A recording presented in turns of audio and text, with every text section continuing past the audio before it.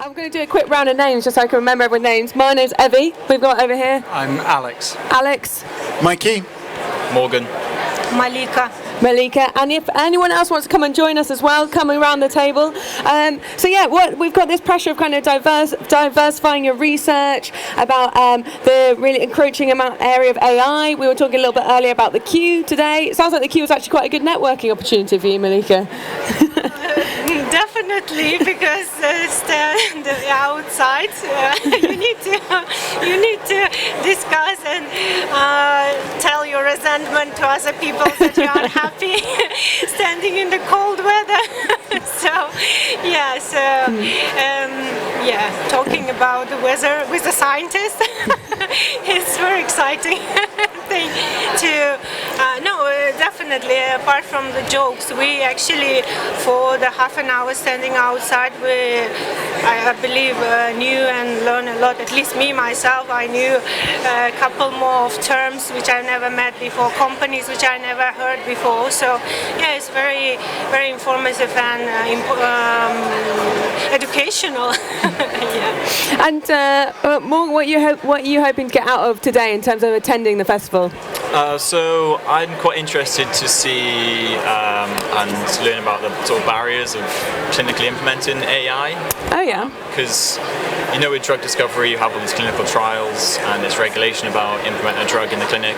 You don't really have that with AI. And because we have all this faster and cheaper access to big data in biology, AI is going to be hugely important for diagnosis, this sort of thing. So really I want to talk to people in AI about why and what the barriers are to implementing that in the clinic.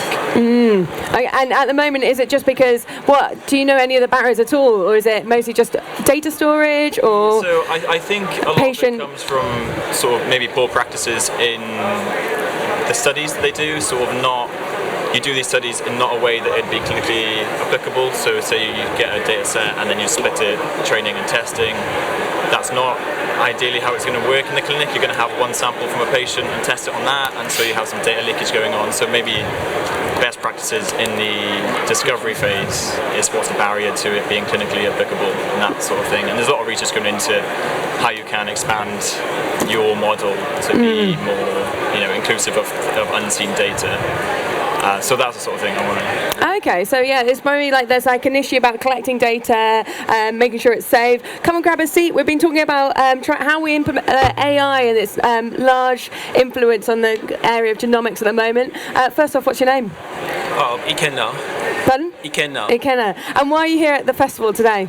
To get more exposure on genomics and biotechnology, because I'm a student, postgraduates. Yeah. And so we've got a few people, different people around the table. We've got this lady over here. Why are you at the festival as well? Because I'm doing a master's in biotechnology and we just got it paid for. Congratulations. Is it hard to get funding in genomics? I mean, obviously this is a really big festival today. There's loads of people attending. Does it feel like it's an area that's getting sufficient kind of medical funding or research funding? Too big a question, maybe. I think by the amount of effort and activity here, there must be some cash involved in it. I think it's more a question about whether the money's going to the right research. Yes, come and sit down. Come and have a go. Yes, we want to find out. We've got someone doing some research in AI and genomics over here. Okay, before you go, leave us with a final thought about what we should be talking about at the festival today. Final thought, anything that comes to mind. Genomic counselling. Genomic counselling, okay, on that bombshell. What is genomic counselling? Can you explain before we go? You gotta go. Okay, so okay, you've been nominated to explain a bit more about genetic counselling. What's your understanding of it? It's actually you understanding the genetic makeup of the parents and predicting how the outcome could be on the offspring. Oh, Malika, before you go. Oh, she's gone.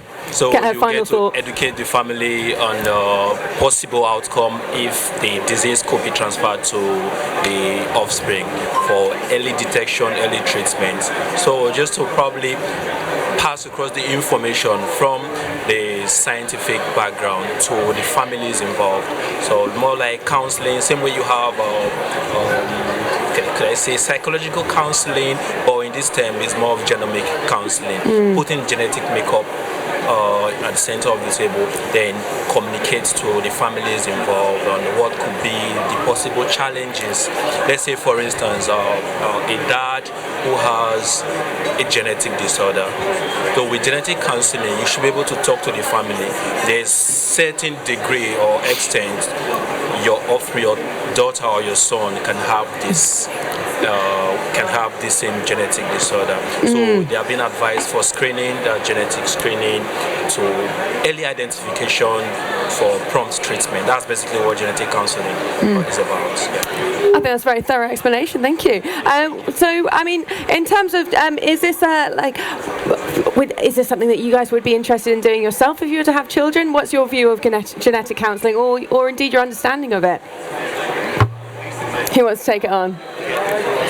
Oh yeah, there we go. Yeah, I'd be interested in that because I'm attention deficit disorder, and my son is also attention deficit disorder, and it was really interesting during COVID homeschooling him, because I would be doing some maths homework with him, and I'd be thinking he's working the sum out in his head. I'll just wait, and then I'd see his hand slowly move towards the tiniest bit of fluff on the table, and it drove me absolutely mad because it's like I could see so much of myself in him, but he's also wasting my time. And you suddenly then realise like how much of a pain in the arse you were for your mum. And I think if there's any of this kind of information that can help people understand like what is within our control and what's outside of our control, because now speaking to his educational psychologist, it's like you can get cross with him for things he's got under his power, but you need to give him a bit of slack.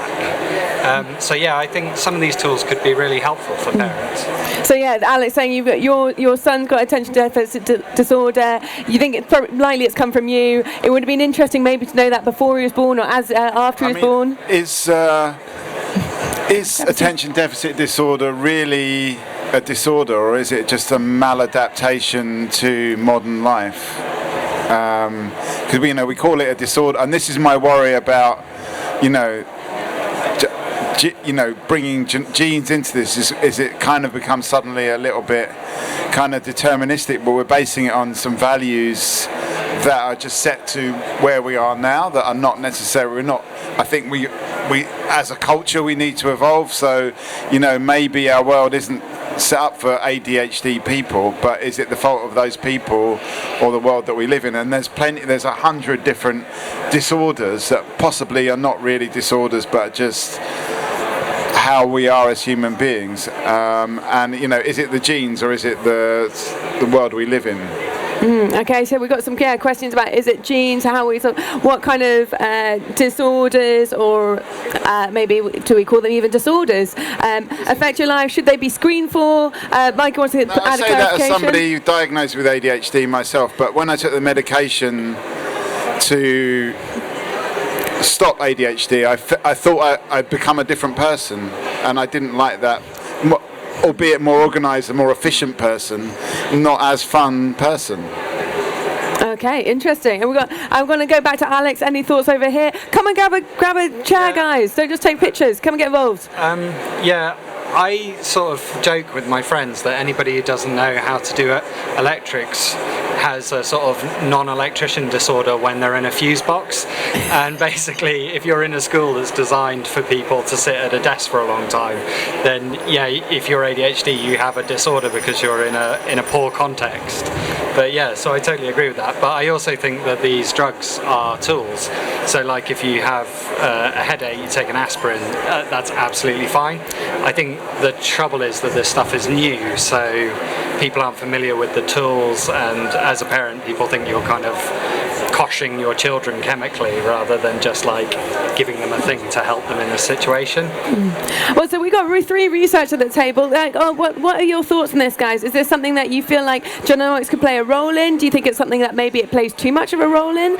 What are your thoughts? I think it comes down to nature versus nurture, doesn't it? And I think the amount of information you have at your disposal can only benefit you, and you can choose whether to do something about that or whether to not. So if you do some genomics testing and you have these risk factors, then it's up to you whether you go and do something about that or or not. And I guess, yeah, you can do what you want with the information. It's just nice to have it if it's there. And so if you can generate that data for as many people as possible, if it's there, it's there.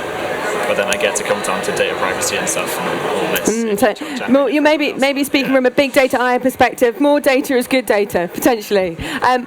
Malika, it looks like you're heading off. Can you leave us with a final thought before you go?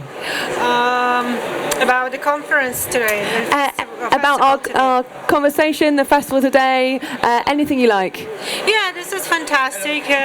Give us a final thought before you go. Final thought.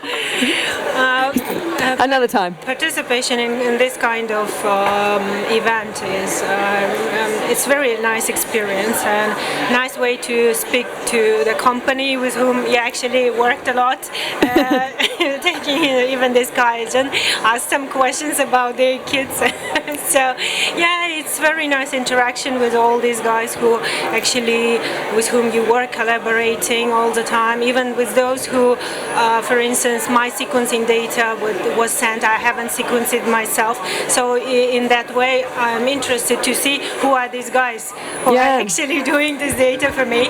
And so yeah, I hope I will get a lot from this event in these 2 days, and looking forward to see some skin genomics reports, which happening tomorrow, but generally, yeah. Fantastic. Yep. Malika, thank you very much for coming. And that looks like a nice water bottle, so I might have to go and visit that stand. Morgan, are you also leaving? Yes. Can you give us a final thought before you go? Yeah, I would say learn about AI, even if you are a biologist, because in the next 5-10 years it's going to be a big part of most things we do. Fantastic, thank you very much. Learn about AI. Is there pressure in your job to learn about AI? Come and tell us. Thank you. Is AI taking over genomics? Are you having to retrain as a scientist? Come and tell us. Did you enjoy standing the queue this morning? It was a bit cold, but I heard that it was quite a good networking opportunity. We've spoken to quite a lot of research today, but we actually haven't spoken to anyone who works for genomics companies. So if you work for a genomics company, come and sit down. I'd like to talk to you. We've got some points on the table. Hey, I'm Margot. I was just wondering, because I was in another conversation last week about AI, but that was more coming from, it was about science and art, that intersection, but there was some kind of suggestion that AI didn't implicitly mean a good thing. It was like some kind of, and I wondered whether scientists here think that AI is just like, of course it's a good thing because it serves positive purpose, or is there kind of drawbacks about using AI? I just don't know. I'd like to find out. Fantastic. We've got some people. Do you guys will use AI in your work? Do you feel that there's a pressure? Is it changing your work? Yes. Come and tell us. We need to have some opinions on this. Come back. We need to find this out. So the pressure, is AI shaping your work? Is it changing the field of genomics? Maybe you're not so convinced. Come and tell us. Come and tell us why. 2 minutes. We need some new topics for the conversation. It isn't. It is and it isn't. It isn't. I mean, it should be. Why isn't it at the moment? What's the barriers? My knowledge. Your knowledge. Come on, sit down. Come on. 2 minutes. What? Fantastic. Why are you guys here at the Festival of Genomics today? Come and tell us. Are you trying to find out how AI is going to impact your work? Sorry? Why are you here at the Festival of Genomics? Today, to update our knowledge on how genomics have progressed in the post-COVID era and what all we can take from. I'm looking for more updates. Yeah, that's a good point, because we haven't talked about COVID. Do you feel COVID has really shaped how genomics is working at the moment? It has pressurized us to come up with very quick solutions indeed. Oh, really? Yeah. Come and grab a seat. What's your role? Okay. Sorry? How do you intersect with the field of genomics? What's your role? Oh, my role? I'm a leader of the Genome Engineering Laboratory of the University of Westminster. It's a small-sized laboratory. We do a lot of teaching and a small amount of research, but the best part is we serve research very hot from the lab to the students. Yeah, so that's an interesting thing. Fantastic. And what's your name? My name is Dr. Kalpana Surendranath. Fantastic. And what's your name? My name is Rod. Rod. My name is Edward. Edward. Mikey. Alex. Margot. I'm Kevin. Kevin. Come and grab a seat, guys. So we've been talking a little bit about how AI is shaping the field of genomics, and there was a bit of a conversation about there's quite a lot post-COVID. There's a lot of pressure to produce a lot more research within genomics and testing and sequencing. What do you guys think? Is that something you guys are all feeling? How does the field of genomics feel post-COVID? Has it changed? Lots of thoughts. I think it has generated a lot of interest towards vaccines and genomic studies, improving the way we see the genome and how it interferes with our day-to-day livelihood. So, kind of, it interferes more, you'd say? Yeah. Anyone else? Any thoughts? So I work for an IT supplier into that kind of space, and absolutely we've seen a lot more funding and a lot more interest and excitement in AI and machine learning in genomics in particular. And so you're here today to kind of say, look, we do data services, we do cloud services, come and... Yeah, absolutely, see what we can do to help really, do the really interesting work that, our customers and these other people here, are doing with these kind of systems. So. Okay, so we've got a few different kind of viewpoints. We have people whose work is changing. Oh, hello. What's your name? Ribbon. Ribbon. Yeah. And why are you here today? Well, I work with attendees, so we are an IT supplier, but then I work closely with solutioning with AI and machine learning. So I think to answer your question about what's happened after pandemic, I think the cost per genome sequencing has come down drastically. So that will accelerate in the right direction of, say, doing precision medicine, for example, because the same medicine doesn't apply to anybody in genome sequencing world. So I think the precision medicine is going to kick off from here because the cost of genome, we can analyze more genomes in a larger population, so that will help us in the precisioning world here. Brilliant. So saying that actually the cost of genome sequencing is much cheaper, so there's much more demand, and therefore that's kind of affecting this field of sort of AI and data storage. You're saying that you've had a lot of pressure to increase testing. Does it feel like it's got cheaper and easier from your side? I didn't face it personally because I run a more of an academic research laboratory. However, I have seen how pressurized we were to deliver quick. So that's what I really meant. Any thoughts over here? Yes, as a student, what I would say is there's been a lot of awareness being created among students once this pandemic is over. The students who did not take this genomics has got a lot of interest in it after knowing that these genomics are really important in curing it or diagnosing it. And so that's also one of the reasons for me to join this kind of course like the genomics one. So I feel happy about it, yes. Fantastic. And what are you guys thinking, sort of looking at on the lookout for today? What's what are the hot topics of conversation that you sort of want to find out today at the festival? Single-cell transcriptomics, I would say. Advances in single-cell transcriptomics is what I was looking for, and robotics systems that help us isolate single cells. We've come across some exciting opportunities. And why is that so exciting for you? Yeah, we sit in front of the hood for hours plating our monoclones, in the laboratory. So I've got some simple solutions, cost-effective solutions as well. So absolutely, single-cell transcriptomics is exciting indeed, and advances are quite exciting. Fantastic. We've got a new face at the table. What's your name? Akam. Akam. And why are you here today, Akam? Just to explore what new technologies we have right now, what services we can get as gene editors, what is more relevant to us, and how many more opportunities we can get and explore more and uplift our skills. Brilliant. And so we were talking about earlier, we've been talking about AI, we've been talking about genetic counselling, and then what kind of whether you would be someone who would be up for genetic screening of yourself or your children. We've been talking about, what else have we talked about? We talked about the queue today, kind of the fact this is the first festival back since COVID, but as a person in the middle, I'm not in charge of where this conversation goes, guys, so I need need you guys to bring some topics to the table.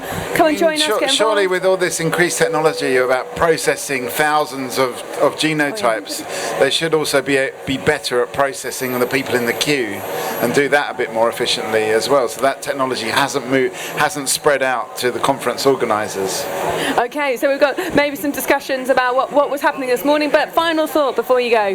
Yeah, it's very exciting. So for us to arrive at the entire blueprint of the human genome, it took us 13 years and several $1 billion. The perspective of thinking about bringing the whole genome sequencing into a small laboratory like mine is the victory of genomics, I believe, and the victory of this festival, I believe. So it's amazing to think that it is possible in few days to sequence the entire genome and the information that we can get about the hidden secrets of the human genome. So that's really, really amazing. Fantastic. That's a great final thought to leave us. So that just the sheer scale and speed. It's exciting. Thank you. Fantastic. If you're all going, can you all give us a very quick final thought before you go?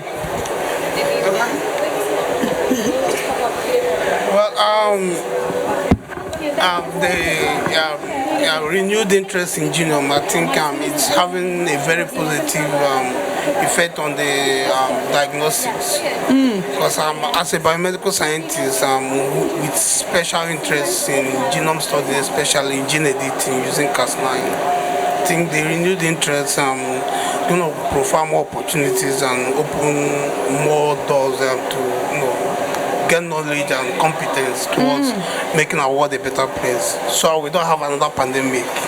Brilliant, thank you. So you're more concerned about actually using the science to get to the diagnosis point rather than maybe like all the research as well. That's a fantastic final thought. We got one more final thought over here before you go.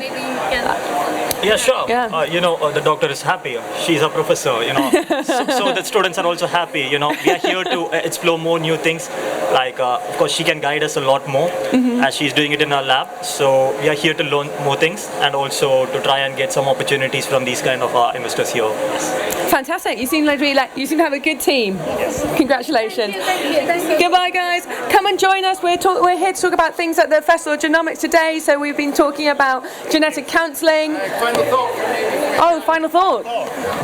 For me, it's just really interesting to see, what everyone's going on, the innovation that's going on, and us trying to understand how we can just do our little tiny bit to help enable all this stuff. So it's just really interesting. Thank you very much, Andrew. There we go. And one final thought from you as well. Well, like I said, it would be interesting to see various parts of AI combining together and working in terms of there are various research happening, but combining as a delivery is the key, because you got computer vision and imaging side, one of it, and genome sequencing the other side. Collaboratively, how they can deliver in the real world scenario in a much real time analysis. Yes, so I guess your sort of role in your sector is kind of like the infrastructure, or the bookshelves to the library. Like it can't be stored unless you guys have got like a good system in place. I mean, storage is one aspect, but what I'm trying to say is analyzing collaboratively and giving out in a real-time fashion. Okay, great. Oh, so yeah. Because we have seen the challenges in pandemic. It took good time to come out with the vaccine and stuff like that. But having these collaborative technologies, it can be much accelerated even further. Right. Brilliant. Thank you very much. Have a lovely day, guys.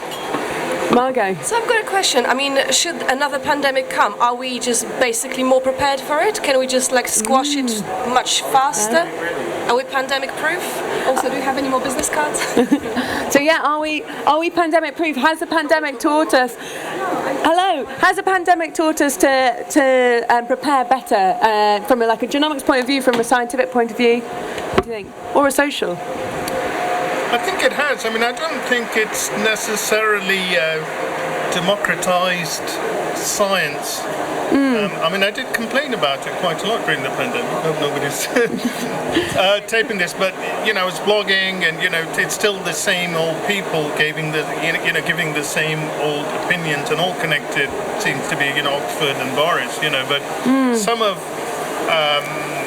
the issues around the pandemic. I mean, we didn't need science; we needed common sense. And Bill Gates has been talking about it, for a while. So yeah, I'm not sure. So it's quite a lot to unpack. I mean, come and sit down if you've got 5 minutes. Cause I've got to go. I remember you from 2 years ago. I was going to say, were you here in 2020? Yeah. Yeah, I mean, that's the thing. So, I mean, do you think? I mean, how can we influence people? Well, I think you've got. I mean, like for somebody who's not a scientist, hearing Bill Gates speaking about, what should be done during the pandemic, I think he got a lot of bad rep for what he was saying, and I think, in the kind of non-science circles, like definitely around my family members, he was not a person of trust at all. He was just, it's like, what is he saying? He's got a vested interest in, in the pharmaceutical companies, and he's, spreading these microchips into people and da da da. So I don't know if he's the kind of authority that should be speaking about that kind of stuff. I mean, it's not necessarily a question to you, but I just wonder, because Bill Gates is definitely a bad figure for my family. Really? No, I mean, I don't know personally, you might be surprised to hear, but it seems to me to be thoroughly, well, obviously very smart, thoroughly decent person who's been giving away most of his fortune for the good of the world. But no, I mean, he's gave a very good TED talk warning of a pandemic in writing in New England Journal of Medicine, the most prestigious medical stroke scientific clinical journal. And actually, people were covering, those face masks in place in 1918, during the 1918 flu pandemic. So, wearing face masks, a matter of common sense, not about science. Mikey, you want to jump in on this? Yeah, I do think it's interesting, some of the sort of fallout from the pandemic and how that's changed people's perception. Because we go out to taking this table, we're not normally in a scientific context, and I think, what happens, there has been some fallout, and someone like Bill Gates that was kind of ringing the alarm bell saying that we're not pandemic ready before the pandemic happens, has become sort of twisted into, it's kind of, the pandemic was his idea, or, that somehow it's part of this kind of plan or conspiracy to actually, I don't know, somehow, there's all sorts of different versions of it, from a chip on your shoulder to some kind of making you infertile or something like that. Do you know what I mean? Yeah. Okay. I mean, never mind Bill Gates and never mind the politicians. Asking about the scientists. Why the heck have we not had a proper inquiry about the labs in Wuhan? Why is it taken as gospel that that the virus didn't spread from there? Why are all of the scientists with the know-how kind of hiding in their closets? They don't want to be seen to be controversial or affect their career. We should really be demanding. But it's like attacking the Bible or something, to even dare to say that there might have been, some sort of a leak in Wuhan. Sorry, I've got to go in a minute. Okay. Oh no, one response here. I'm sorry, but you just giving all the kind of interesting things. But I do wonder whether a normal, a regular person who's not a scientist, can they raise up and say, sorry, is this actually true? Or are we actually taking things as gospel when it comes to science? Because I feel like, how do you stand up and how do you ask for investigating those obvious truths, obviously happened like this but not like this, what kind of power does a normal person or normal population has to question that? I wonder. Science is part of the establishment. Science is part of the establishment. A lot of the people, Boris, they're all friends, they all went to Oxford, all of these kind of professors. That's an excellent final thought to leave us on. Jamal, thank you, Jamal. We're going to be here all day today. Come and join us a bit later. Well, remember, I think for 2020, our last live event, come and join us. We're just talking about. For the venue. Oh, that's okay. I've been sent by the organisers to find what sort of power supplies you might need. We've got 1 kettle lead to plug in for our monitor. Right, so is it 1 kilowatt, 2 kilowatt? No, it's not even that. It's 800 watts. Yeah, 500 maybe even. I don't know. I can look on the back, but I think it's about 500. Yeah. Obviously, if it's 800, then you'll need a 1 kilowatt. Because if it's a 500, it might. Let me look on the back. I think. Perfect. There we go. So we're talking about what we've been talking about. We're talking about a bit about actually, you know, does a lot of the scientific research, a lot of the movement that happens within British science research end up being of the establishment? So I think someone was saying there's still the same old people each time. Is that something you guys find? Is it the same faces publishing the same journals? One of the things that I found really interesting about the pandemic was at the start when people were saying you should wear a mask. I had a lot of people saying to me, you'll never get people to do anything selfless for someone else. And although it wasn't perfect, my big takeaway is that actually that kind of taboo of being nice and doing basic, boring things like putting a mask on for other people was broken. And now I do believe that people think actually most of us are decent and will try and help. Okay, interesting. So Alex is saying like the past 3 years has said that actually science has influenced quite positive social change in us. Come and grab a seat. We're talking about genomics post-COVID. How's it changed scientifically? How's it changed your life personally? Rod? Yeah, I'm not convinced how much of it is sort of common decency and how much of it is peer pressure, though. I always feel like people maybe just saw the people around them wearing a mask and kind of, because I wore a mask through, the times of the pandemic where it was the done thing, and I don't know if I was necessarily I wasn't not thinking about other people, but I think it was mostly just like I would know that other people were wearing a mask, and so it was easy to do it. So Rod's saying that these kind of health measures that we took on through COVID, they were kind of maybe also done through kind of a social pressure rather than kind of like a scientific understanding, that you just sort of felt like it was etiquette to do that. Margot, have you got a point? Yeah, I mean, it's just a quick one. I mean, it's partly related to the mask. Last week I had a flu, and me and my friend went to a cinema. That was in Brussels, so it's a different country, and I'm Polish. And I said to him after the cinema, I said, "Oh, I'm just gonna go and blow my nose and cough because I was holding it back throughout the cinema screening." And he was, "Why?"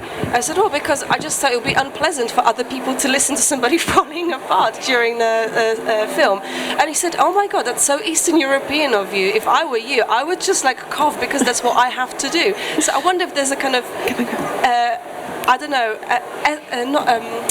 ethnical background to who is more willing to comply and who isn't.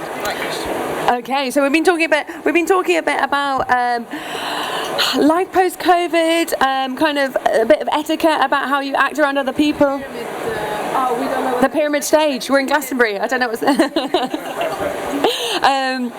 We've got a new face at the table. What's your name? I'm Christina.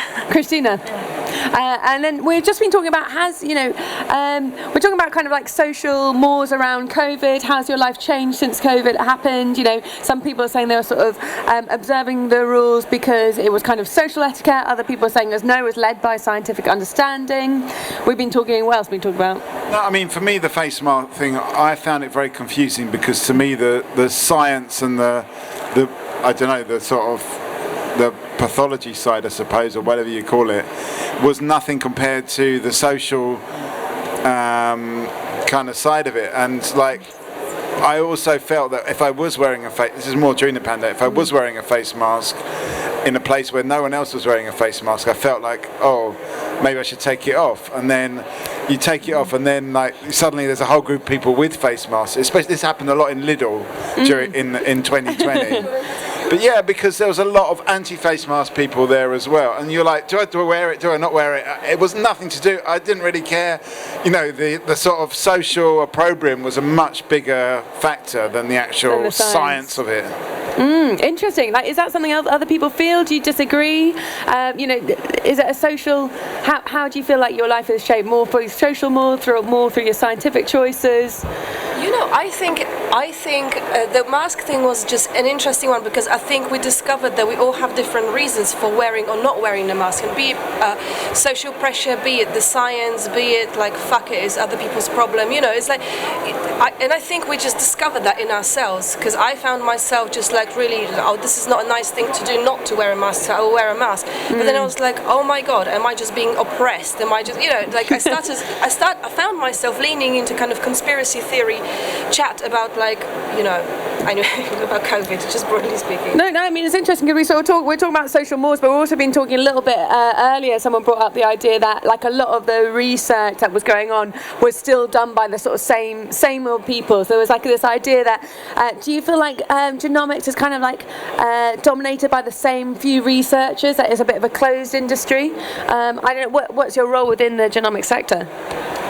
So I work at a core facility, the National Genomics Infrastructure of Sweden, Sci-Life Lab. So I was just about to say with this mask discussion that we don't have much people there, so distancing was quite easy. I also live in the north of Sweden, so it's very sparsely populated. Because Sweden had quite a different response to the pandemic at the beginning, is that right? I mean, how did you feel like how did that intersect with you being a scientist, really? Yeah, so Sweden relies a lot on kind of expert authorities. Yeah. So the politicians tend to rely on what scientists say. So it was a bit different because there was no real lockdown.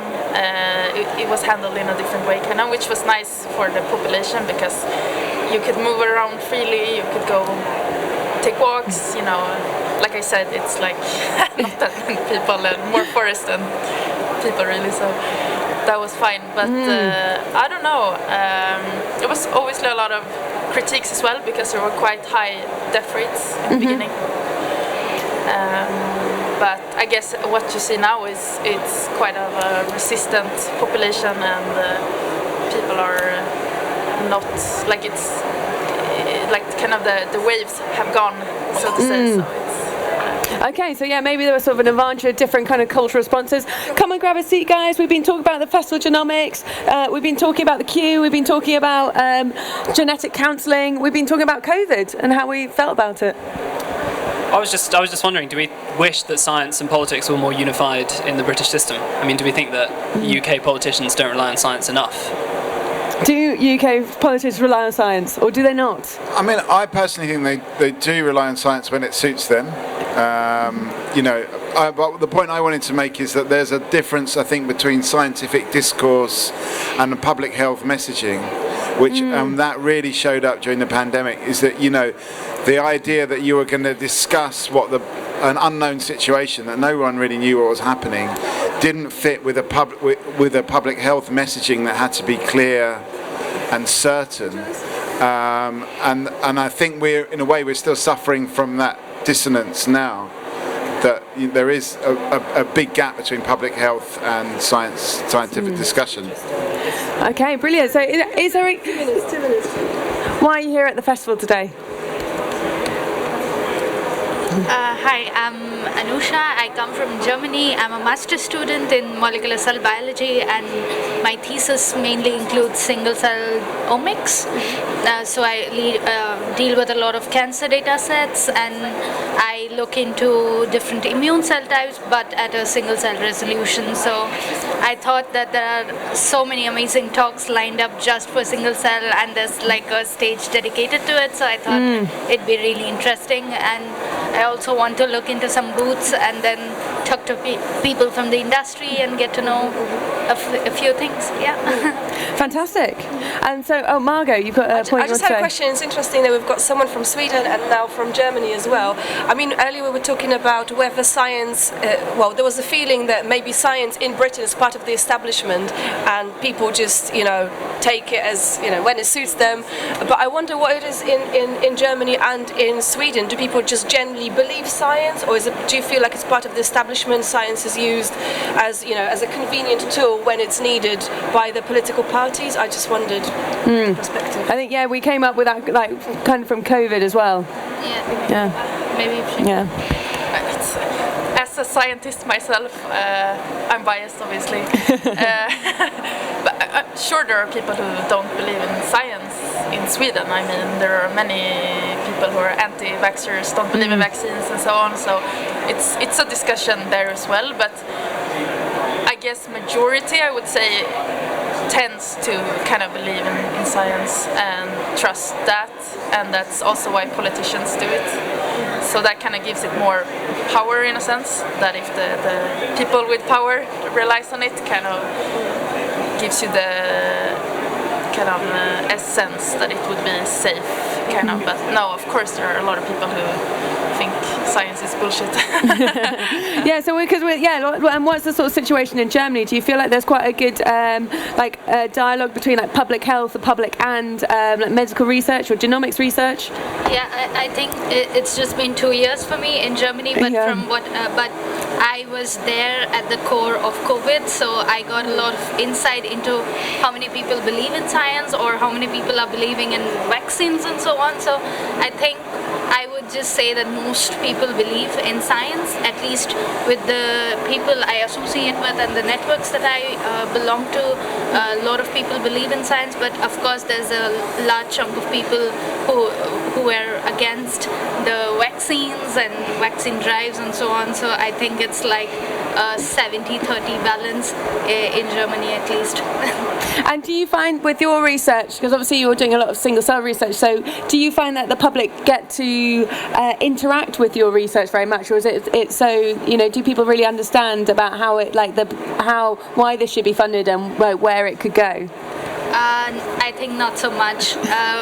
From my side, I think the research is very well core to one part of the community, and it doesn't go very much outside of that community. I feel there's a strong gap between the science communication between society and the scientific society.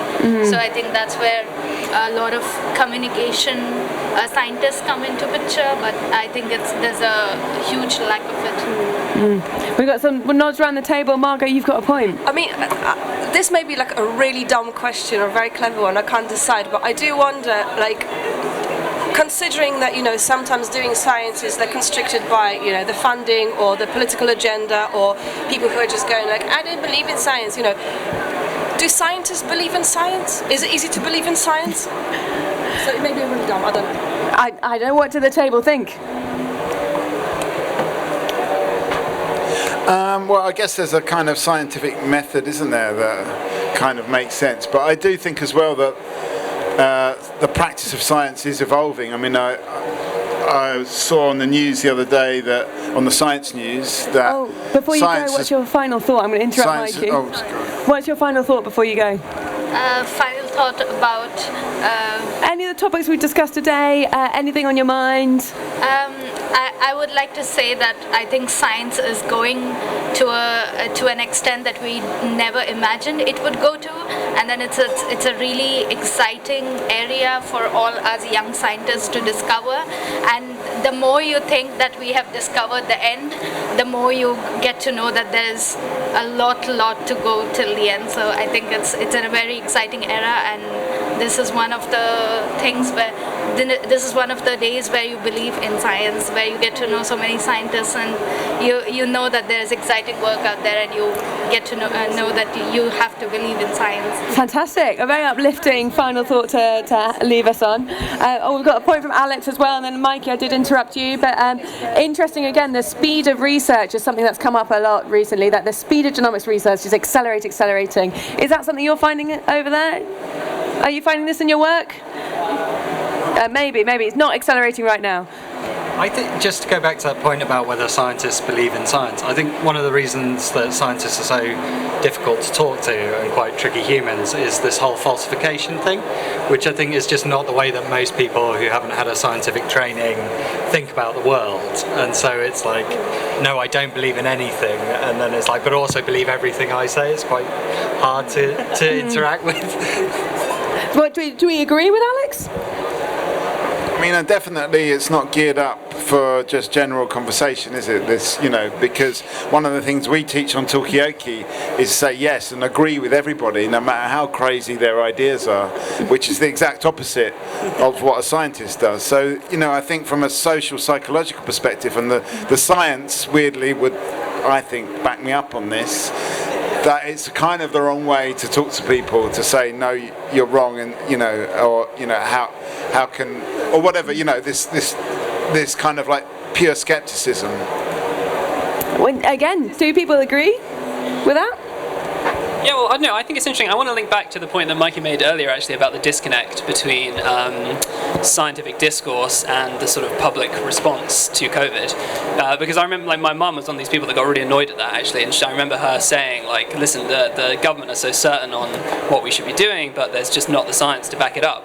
But I do think, to an extent, then you can't have the scientific discourse come across to the public opinion because it's just so it's sort of scientists don't necessarily agree, and there's always research being done, and there's always sort of discourse and debate, and that doesn't fly well as a popular message. So I think to an extent it's good that there's this disconnect between the two. Okay, so you think there's actually good that there's a gap between the public and scientific research? I don't know whether I feel like we maybe need some new faces around the table. I don't think the public at large is that, you know, if they were, you know, could somehow understand, maybe there needs to be like a soap opera about scientists or something like that, to understand how science works from a, you know, in terms of how the thinking of science works, because I think that's the problem, is that people don't really understand the process of how people come up with a hypothesis, They don't know that, and so that's why there has to be the disconnect between the public health message and the scientific discourse. But if they understood that science is discursive and it's always changing and adapting, then maybe that wouldn't be as big a problem. Brilliant, thank you. So we've been talking about, is there a gap between public health messaging and then actual research happening on the ground? We've been talking about how is genomics research changed post-COVID, the role of AI within genomics as well, but most importantly, we've got a new face on the table. So can I do a quick round of names? My name is Akshika and I'm a machine learning researcher. I work at King's College London. Yeah. Fantastic. And what are you researching at the moment? So I'm looking at EHR datasets and trying to identify patterns, especially looking at multiple long-term clusters. So that's what I'm looking at the moment. Fantastic, thank you. And then we've got, what's your name? It's Christina still. Christina? I'm Rod. Rod. Mikey. Mikey. Alex. I'm Margot. Brilliant. So, of what we've sort of talked to today, I mean, do you feel from your work as researchers that there is a disconnect, and how that then trickles down to the public? Is there stuff that you wish that the public knew more? Has your research changed post-COVID? Where are we going to go with this, guys? Some thoughts, Margot? I'm quite tickled by the idea of having like a scientific soap opera, just to kind of explain to people not necessarily what the kind of final findings are, but how the decisions are being made, because I think that could be, you know, you could get all sorts of characters there. So I don't know, I'm just personally really excited about that, but I don't know how many scientists would actually partake in something like this, which is completely, I would say, maybe outside of, you know, their work remit. But I do wonder, does personality matter in science? That's my question. Okay, so talking about your research abroad, you know, is there quite a pressure to talk about it a lot? Is there pressure to be quite personable whilst you're doing it? Any thoughts? I think like one of the problems I've seen, like especially research papers, they're written in a way that it's very hard for someone who's not in academia or research to really understand. So I think if proper resource has been allocated, there's a possibility that making most of the groundbreaking research interactions like ChatGPT, you can feed in like something like complex, No, that's a receiver. Sorry, you turned it off for you? Yeah. Perfect. I just sent a message. But there's also our headset mic as well. So let me just turn that for you.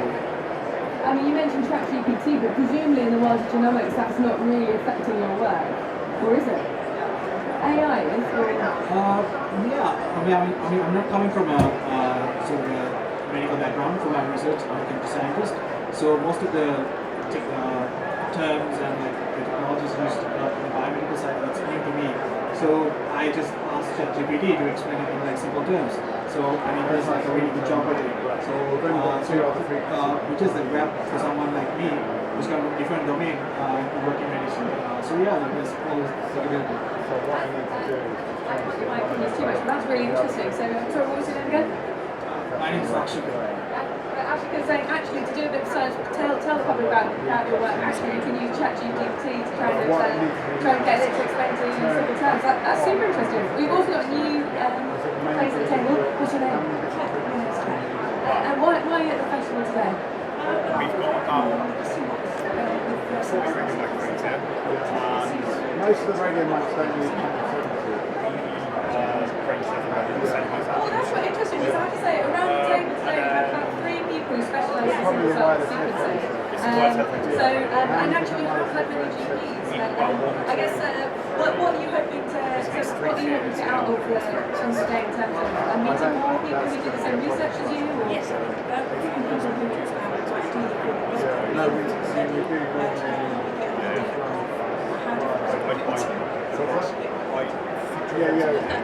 Okay, very interesting. So, in terms of, from your research, do you find that there is similar that you have the pressure to have to try to explain it in simple terms, and that's quite a big pressure? What are your thoughts? I'm not really very customer facing. Yeah, I didn't realise that. That's okay. Okay. That's clear now. If you want to move that frequency, you've got any if you want to hop the frequencies up, and then if it comes through, so we've got a point here from Alex behind me. I don't know if I'm as close to now.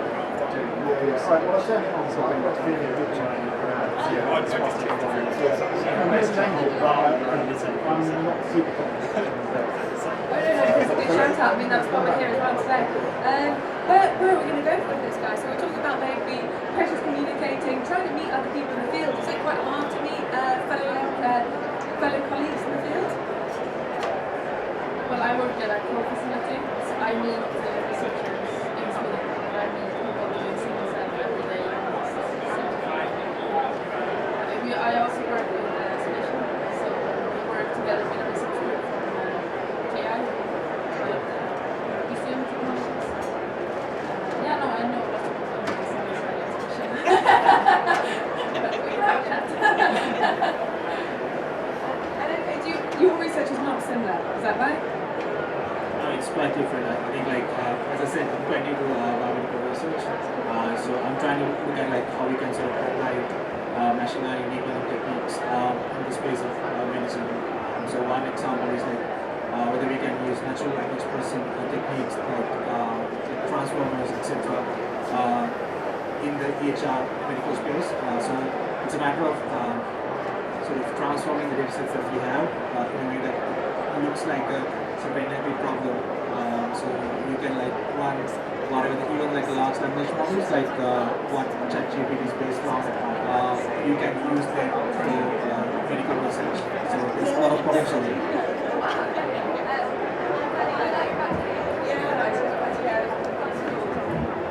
Well, it's been very interesting to come here and look at the process methods on display and meet up with the reps.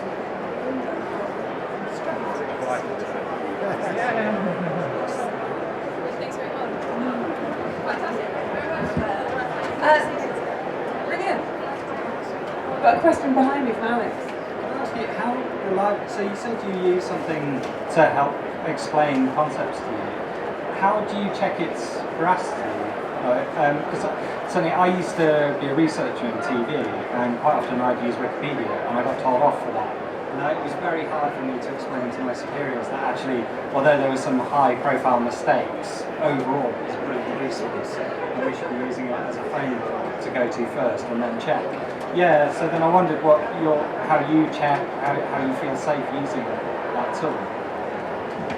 Yeah, I think it's a really good question. So I think you can't necessarily use it as a source. I mean, Wikipedia is better compared to ChatGPT because Wikipedia at least has citations and you can go and check if that is true or not. But ChatGPT you can't because ChatGPT is really good at lying and being very confident about it. So especially with all the large language models, that's a problem and everybody's trying to solve it. So I don't think you can't use it as a source. But having said that, you can use it to have initial sort of understanding, and you can go and try and find different source to verify that. So without using it as a primary resource, I don't think that's advisable. Got a new face at the table, so what's your name? Hi, my name is Minka, and I work for a sequencing service company called BGI.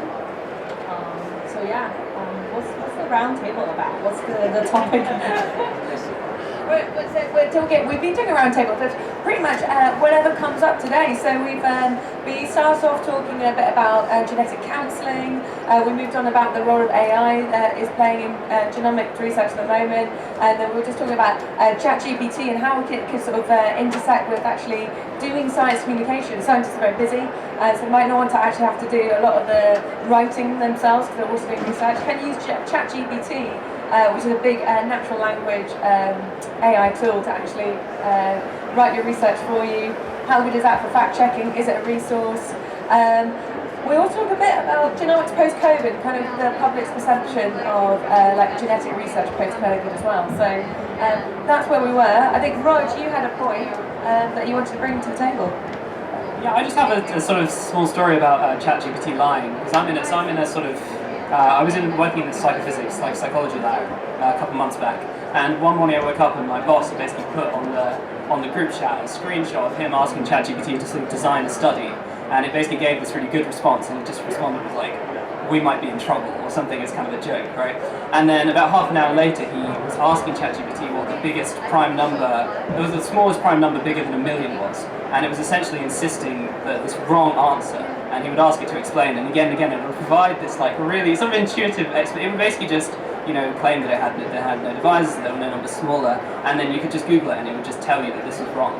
And so it's really interesting how it kind of, even though it can provide this really insightful commentary, there are these little traps it falls into where it's just so sure it's right, even though it's provably wrong. It's quite an interesting tool because we haven't really had that before. I think. I don't know. Any responses to Is AI affecting or intersecting with your work at the moment?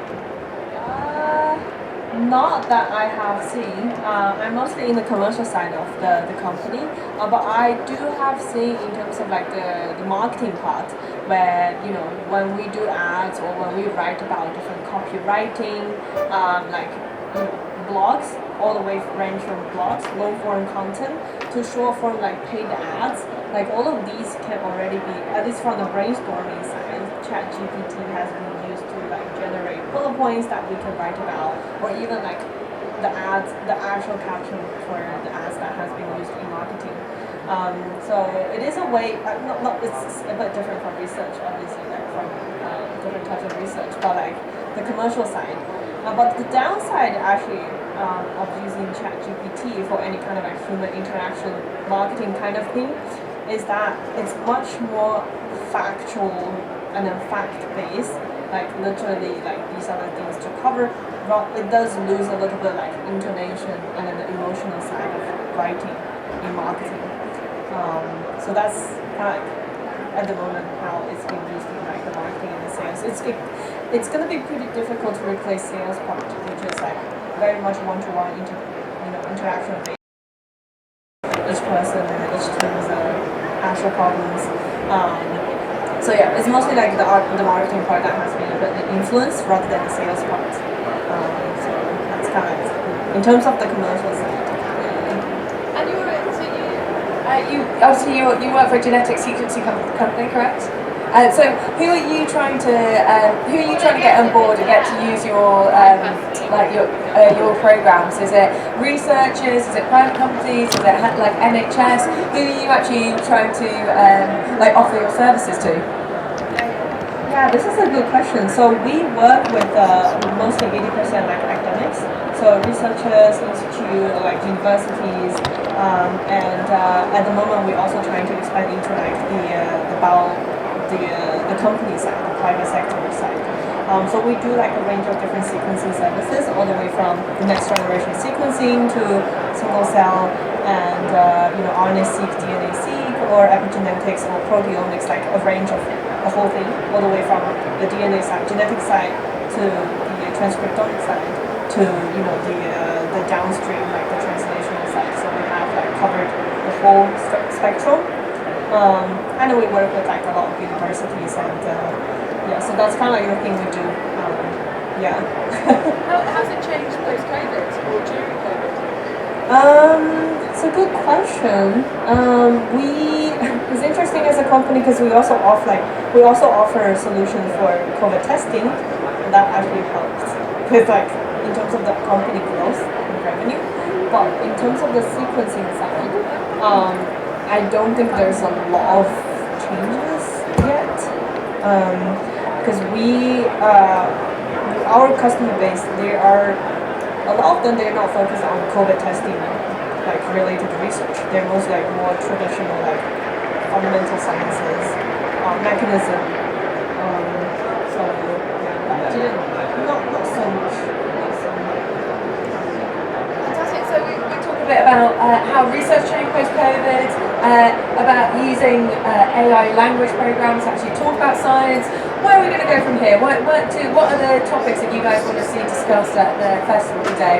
What's controversial in the field of genomics that you're keen to talk about? What do you reckon? I mean, when you said about COVID testing, I don't know whether you meant on a kind of laboratory level, or did you mean maybe like for like your average person who's going to go and get tested for COVID? Because I just want to know, why have they started charging for COVID tests? COVID is still going, and also why do why do old COVID tests show negative when the new ones sometimes show that you're positive? That's what I want to know, because that happened to a few people that I know. So has something changed dramatically? I don't know. So yeah, what do people think? Should we be charging for COVID tests? Should COVID tests still be free? How reliable are they? Has it made an impact on science? Hello. Testing. Hello. Oh, okay. Yeah, so come and join the table. We're talking about genomics post-COVID. How's it changed your work? We're talking about AI. We're talking about genetic counselling. We've been talking about the Q this morning as well. Oh, hello. Oh, very loud now. There we go. Hello. Testing. We're back in the room. Alex. I'm just interested to know what sort of companies are starting to want genetic sequencing. Okay, well, yeah, what kind of private companies want, and should we be worried? So we at the moment, like we are trying to focus on about like a small medium-sized biotech, and then there is actually quite a big difference between like small medium-sized company versus like big pharma in terms of their demand for sequencing services, and it's down to like factors of like budget, expertise.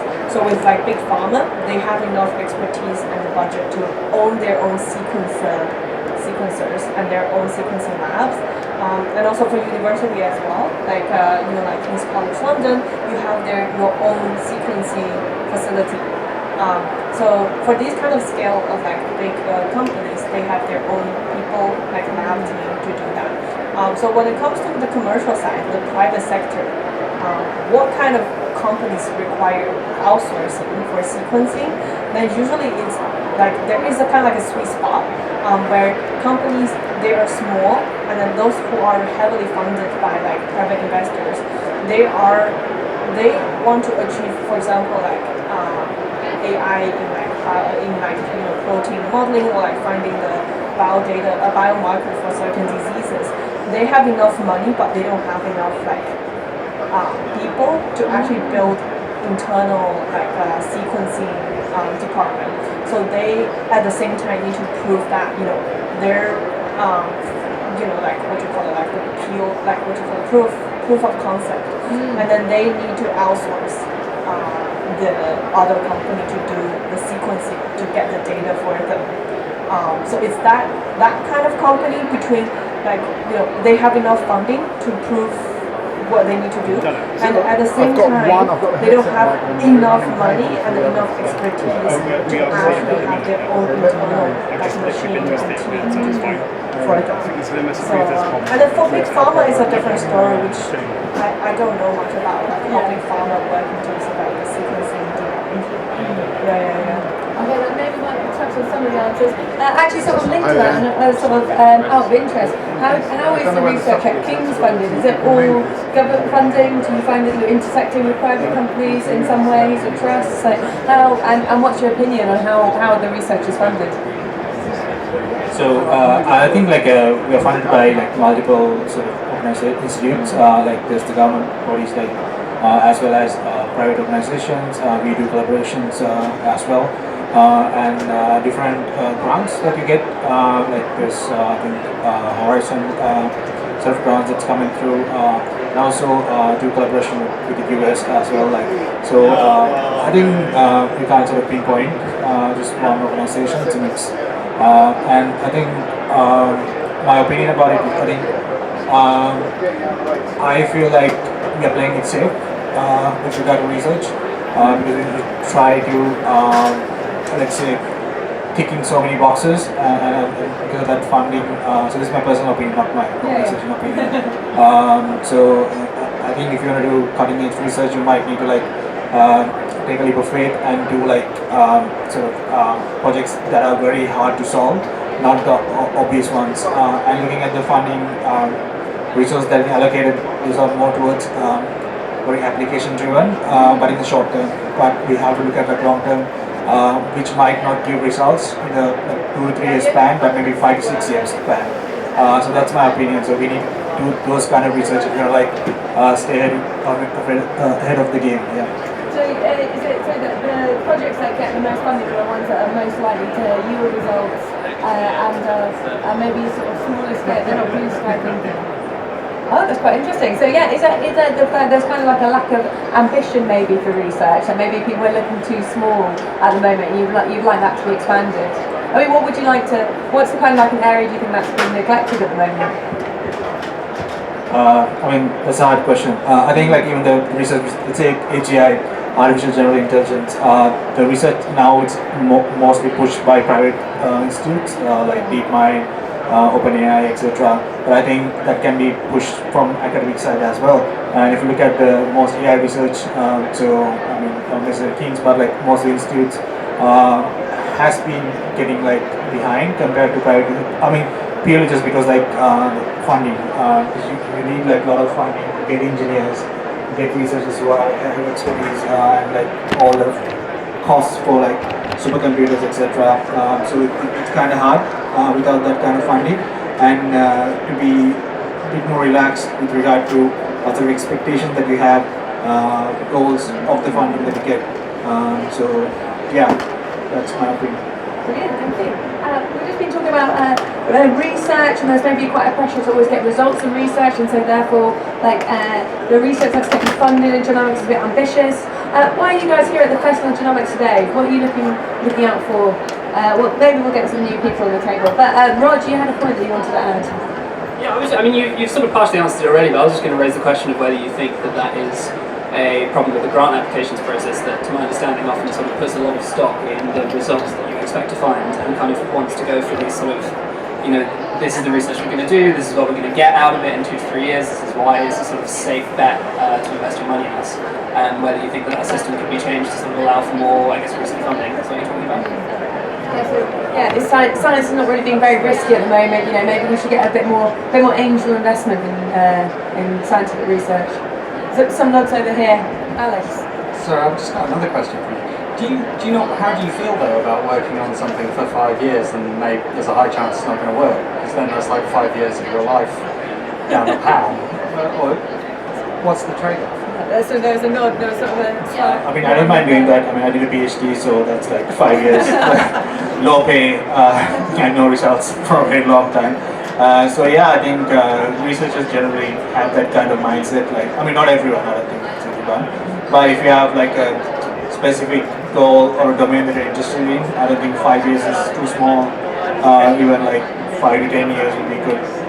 So, I mean, I don't know when AGI will be solved, within our lifetime, it will be solved. AGI means artificial general intelligence.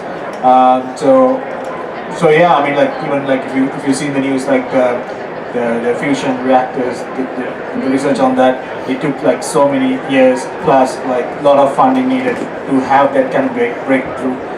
So if you're going to do I don't know, space travel and things like that, you kind of need that kind of funding and long-term thinking, which might not yield results in the short term. So yeah. Fantastic. So when you are, let's say for your lab, more a question related to genomic sequencing work that you do. If let's say your lab or your team is looking to do sequencing projects, how do you make the decision to say okay, we're going to go with internal sequencing facility versus finding someone from as an outsourcing partner? directly for Maybe let's hear from him. Go for it, yeah. How do you make that decision to say, okay, we're going to go internal versus external? Have you got an answer? I mean, like, I don't know to be honest, but I can get out how I guess because of my experience in machine learning, not necessarily genomics. So I think one of the ways that let's say an external party can get involved is like you need to be a sort of name in like a partner when you put the bid. So you have to have conversation with the academics who are putting the bid beforehand. So if you are a named partner, you can be a sort of external. So to be the decision, I think the most efficient way, whether it's internal or external, it doesn't matter. So if you can be part of the project application, I think you are eligible to sort of go external and get the funding. So yeah. We've got a new face at the table. Hello, my name is Evie. This is Talkaoke. It's a roundtable discussion talking about some of the topics that have come up in the Festival of Genomics today. What's your name? Hello. Hello. We've got Helen. Rod. Minka. Akshika. Alex. And behind me is Mikey. Mikey. So why are you here at the Festival of Genomics today? I'm a PhD student. I just started working on more. I'm a physicist by training, so I don't really know what real data is or how biology works, and so I'm here to learn things. What's RNA sequencing? I'm slightly going to go through it. And are you now working within the field of genomics? Yes, I just started. I've been doing automated modeling for the last year and now I'm working on some gene network stuff for LBS as of Friday, which requires me, I can't speak enough to understand how it's meant to work. So yeah, that's why I'm here. Fantastic. So we're here at the Festival of Genomics. Obviously, we've been talking a little bit about AI today already.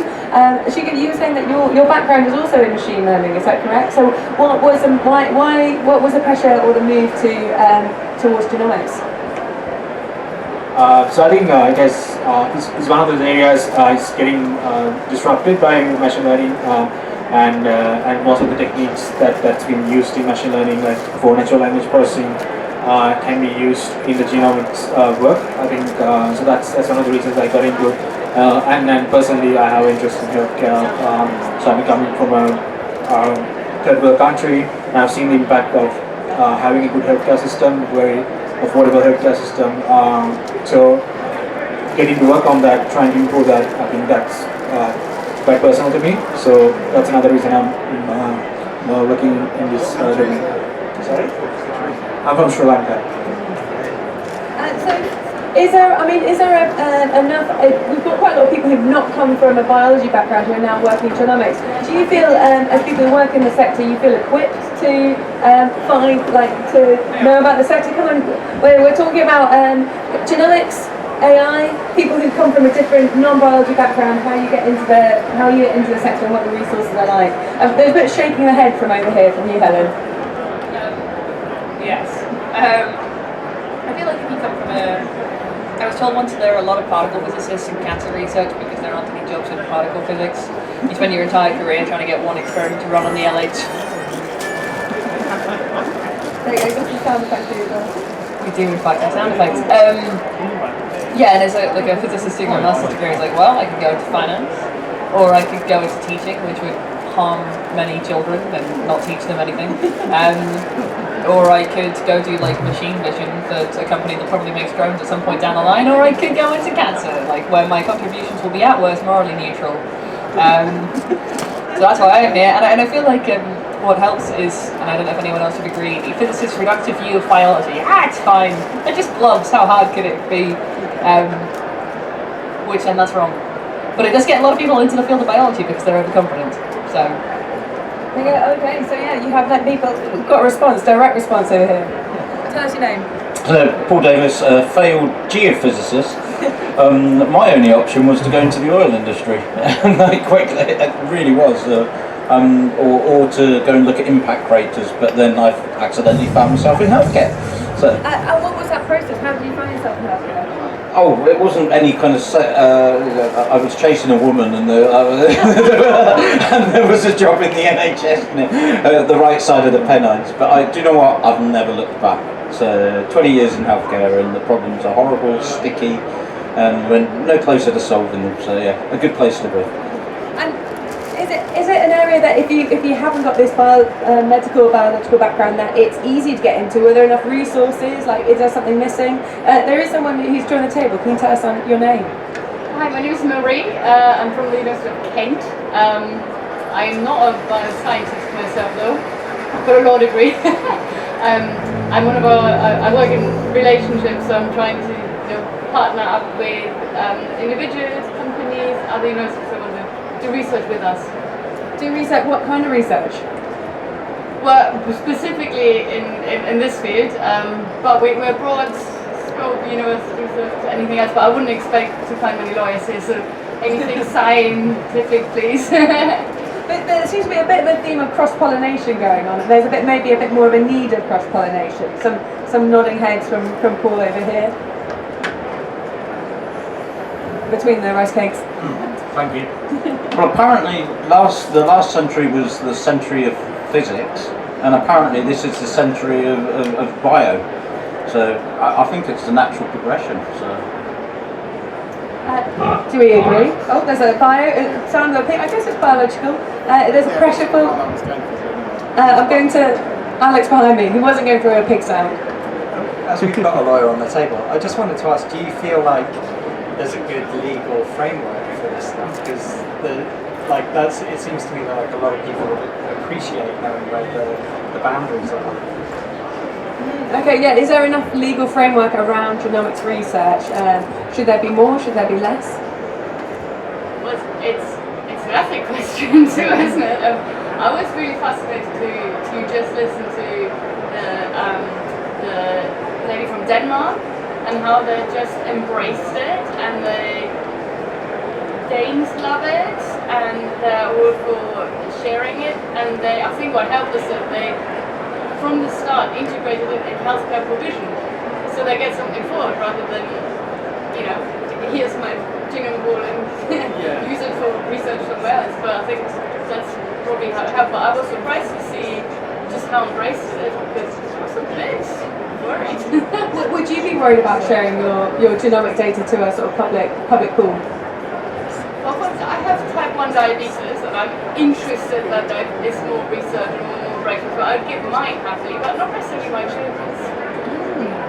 Any thoughts on this as well? I mean, maybe people who are new to the sector, how are you finding the ethics around sharing genomic data? Have you thought about it much? I mean, there are obvious, again, working in a dry lab, data is, especially patient data, longitudinal patient data is like gold dust. And if you say the words longitudinal patient data in my office, everyone will look around and stare at you.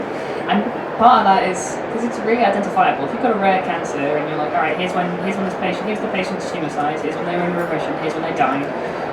It's pretty easy to work that out. I understand that there are obvious privacy concerns, and like there's an argument we could probably, I don't know, triple the pace of medical research if everyone's data were privately available, but that would have absolutely horrific,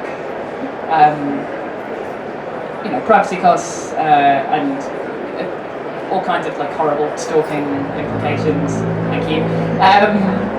But I don't know. I don't really have a substantive point except that I don't feel culturally societally we've thought about that trade-off. I feel like most of the data ethics frameworks is so restrictive on the assumption that no one would ever want their data shared, that it feels like we've gone 100% of the way towards privacy, when like maybe if we all sat down and talked about it, we'd land on 80. Not 20, obviously, but maybe 80, because a lot of this stuff can be easily anonymized. Also, this is Europe, and the States, I think it's just a different context. Like, I'm not all that worried in this country that anyone's going to give my genome to law enforcement.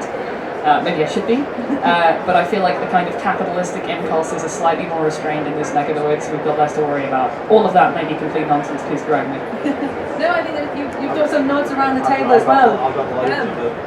So I wear quite a few hats, but today I'm wearing a Northwest NHS secure data environment hat, which so this is a policy where we're actively engaging with the public, and so I think at best what we typically do is we go through and kind of inform the public or consult with the public. We don't really empower the public, and I think that's where we want to get to.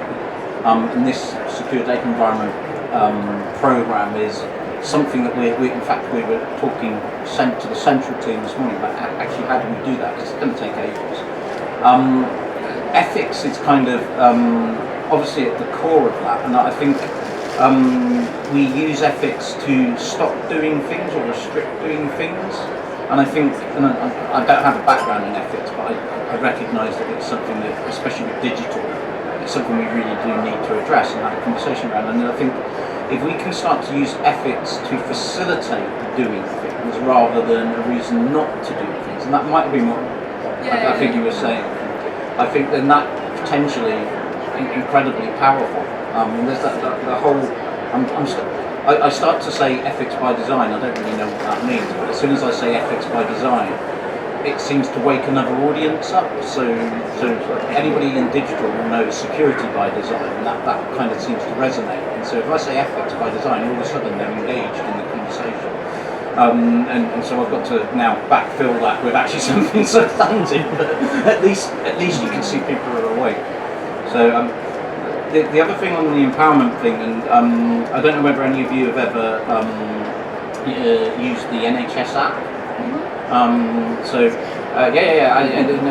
well, there are lots of different views on it. My view on it is, for the first time ever, I did two things which I had always been paying lip service to. One, I signed up to the organ register, which I'd always said, oh yeah, I'll do that, and never did. And I gave blood. And both of those two things, I did it with my consent, but it was easy to do because I like to do things digitally. And so I do think there's something about when whether it's the NHS app or some other mechanism, whilst I'm becoming an organ donor, well, could we communicate what being a data donor means at that same time? And I think there is a little bit in there. Are you happy for people to use your data for direct care? But we could really make that meaningful to the public, then we could become proper data donors at the same time that we become organ donors. I love that. Yeah, we can become organ donors, we can become data donors. That might help medical research. Can I just ask, so what makes that a meaningful question to me as someone who might donate my data is, like, what is the cost to me? So, like, obviously if somebody said to me, like, oh, can we use your data, like, I'm a nice person, I would probably say, yeah, of course, and I wouldn't know what would happen. But so, like, you were talking a bit about empowerment, so how would you let me know in a sort of elevator pitch what I'm in for? Yeah. So you find that actually people who go through, so lots of people are always trying to do really bad at clinical trials in terms of participation rates. When people have a crisis and actually become ill themselves, then it's very often as they start to become better and they've gone through that crisis that they say, actually, I'm quite happy to join clinical trials. And so I think it's, you might not benefit from this, it's the altruistic thing, it's you might not benefit from this today, but you'll benefit other people. And if other people are doing this, then you might benefit from it tomorrow. So, and I think that's the same for all of those: the blood donor, the organ donor, and potentially the data donor. Because statistically, as we look at the populations that we want to start to do research on and do data science on, how many pool equivalents are there out there informing AI algorithms? Well, I'd like there to be as many as possible, so these generalizable models are less likely to do me harm. And then I think it would be the equivalent for you. So, and sorry, what's your name? So how many Alexes are there out there in our secure data environment? And I know that's a multifaceted question, but hopefully plenty, so that if somebody creates an algorithm, we can do some projects with it. I'm going to Helen first. No, I just wanted to say, I think if there's any sort of feedback, and I don't think it even has to be about your particular data, but about the successes of data donation, I think that would help people a lot to say, yes, I'm going to donate my data. So I think it's about the feedback loop. At the moment, people outside of this space don't know what that means. We've got a new face at the table talking about data donation, but we've got a new face at the table. What's your name? My name is Marcello. Marcello, welcome. We've got Marcello, we've got Helen, we've got Minka. Marie. sugar. Cool. Alex. Margot. I'm going to Helen and Margot for some comments on data donation, how to get people encouraged to share their medical data with others. I guess it's more of a question, which is when we talk about like public service, public information campaigns about data sharing, do we mean to the NHS or to open source databases? Because I think the argument for giving your genetic data to the NHS is a lot easier because it's already, like if you get cancer, the NHS treats you, they're going to write that down and that goes into a massive database and then we do statistical epidemiology on those databases. And so I think if people were to say, ask like, could we also have like your genetic sequencing data? People go, yeah, fine. Like, what are you going to do to me? You've already got my treatment data. Whereas I feel like what we really need is a kind of research community, and what a lot of people could do if they're not directly affiliated with Public Health England and haven't had to go through the NHS Digital haven't had to go through the 6 months of screening requirements, is if all of that data were anonymised and publicly available, that would be the thing that would revolutionise research, right? If all of this patient longitudinal data, if all of that data were in some open source database like the European Genome Archive, that would be much more useful, like make it available to 100 times the researchers, but also, obviously, much harder to sell, which is like any researcher in, I don't know, Sweden, I don't know why I picked Sweden, it's a dangerous country. We did actually earlier, yeah. Could look at your data and like anyone can log in and find this. And so I suppose when we talk about the ethics of data sharing, are we talking about a public health service that most of this country already more or less trusts, or are we talking about like actual open source databases and how do the ethics change there? Okay, so that kind of where you are going to share to, is it open source, is it governmental, is it European? Margaret, you had a point. Yeah, I don't have the answer to this question, but just something picking up on something that you said about blood donation. I think it's completely right to let people know where their data, where their donations, be it organ or blood, are going. But I recently watched this documentary. Maybe this is like old news, I don't know, but I only just saw it last week. And it was about blood donation, how people do what seems like the right thing to do to help another human, but actually there's a whole thing of private companies capitalizing on the plasma. And I personally found that completely shocking, because I was I was always in the camp of, this is a moral thing to do, just show me the easiest way to do it, I'll do it. But it was just so obscene how the plasma was sourced from other countries and how it was just traded. So I don't know whether that's something that you have read, did you have to tick a box, it's okay if you trade my plasma, or is it being concealed in other words? I don't know. Okay, so maybe some previous case studies, are they kind of forewarnings? We've got a final thought, Minky, you have to go, so leave us with a final thought for the table, maybe something we can discuss after you've left. That's a good question. I think from my perspective, when we have been working with multiple researchers with regarding to where the data should be protected and where the data can be exported out of the country or not, there is pretty big difference between Asia versus Europe in terms of how private people are versus with their data, how they can be used. And from a commercial perspective, it is something that we have to always think about as a company, and to work around to make sure our customers are happy with how their data is protected. But yeah, that's like my thought. Who's more private? I would say like European versus Asia. Europe. Europe. Oh, okay, interesting. Yeah. Fantastic final thought. Good one to leave us with. Thank you everyone. Thank you very much for participating. I've got a point behind me. We haven't had much. I don't know your name either. Gabriel. Welcome to the table. We've been talking about the ethics of data sharing, kind of how that's utilised, whether you work in research, whether you kind of work in sequencing, whether you work for the NHS. Mikey. I love the idea of a totally open source data bank, but I think there's just so many questions about how that would be protected, or if it's just out there. Me as not as a data person, I'm into open source. Everything on Talkaoke is open source. All of our videos are public domain, and it works. No one really complains about it anyway. But when it comes to genetic data, is it really possible to have that? I don't know enough about it to know, but I would be a bit, this button again, a bit scared.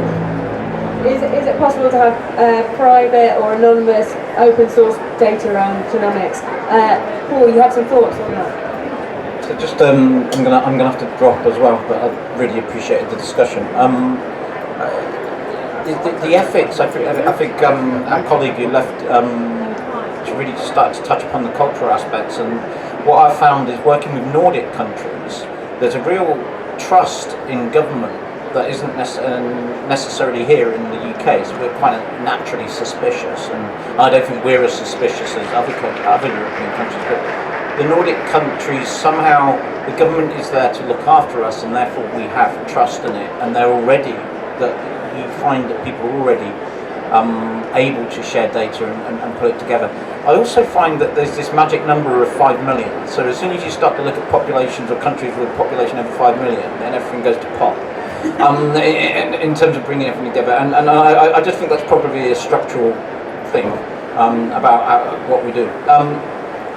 So my final thought, and why I really appreciate this discussion, I'm an analytics geek, but not in this biotech and genomics area, and as part of the secure data environment program that I'm working on is how can we bring all of that patient EHR, so electronic health record data together, and how do we bring potentially that genomics? And so I've been talking to organisations who can help us do that technically, but this discussion has really helped me just think actually the ethics, we've got to lead with the ethics and what the population want as well. So thank you very much.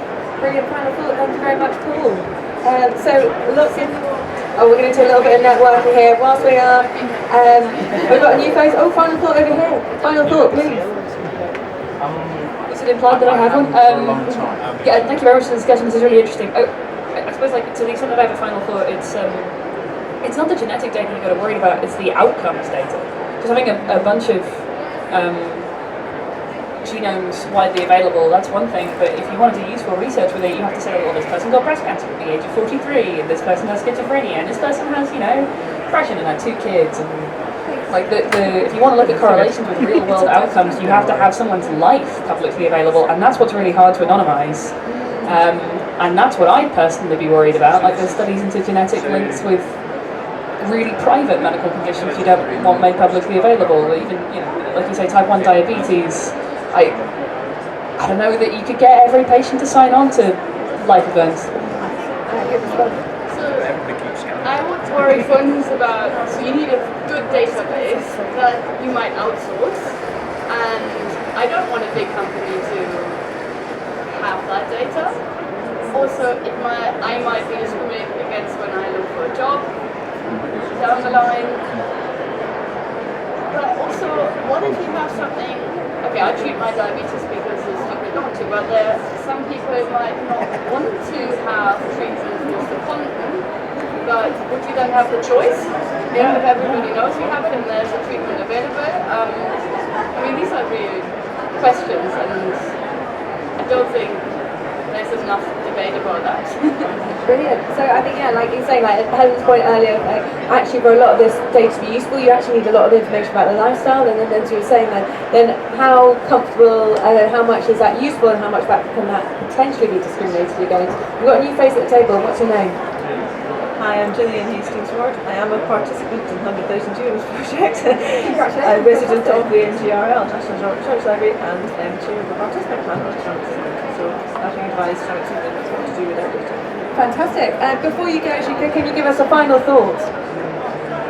Yeah, sure. So I hope we learn from especially biology and try and use those methods to work on AGI, artificial general intelligence, rather than starting from a very mathematical sort of background. I think biology can be a way forward, because I think maths is like maths is a language for physics, and I think AI is a language for biology. So that's the thing. So you can reverse engineer that, and you can have general intelligence. So that's my thought. Thank you. Fantastic. Thank you very much.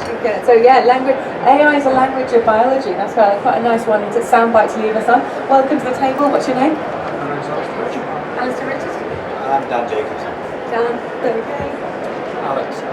Hey, and Margot, I just want to say that we're at 1 o'clock, and Julian is one of our guest people on the Talkaoke table, and the subject now is genomics at the heart of research. This is the subject now, but obviously we could go free form. Fantastic. What's your name? Marcello. I've got a really good segue actually from what we were talking about in Talkaoke. Obviously ethics has to be at the heart of everything that's decided about what happens with genomic data because of the richness attached to it and the potential to find out all sorts of things that you may or not have been expecting as a consequence of that.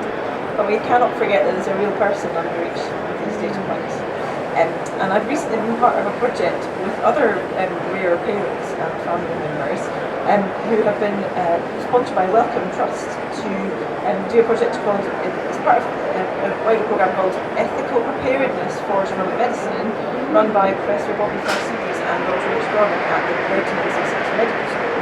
And we've been doing workshops about how you can use different creative media to express your experiences of being a rare patient or family in ways which hopefully will be accessible to everybody else.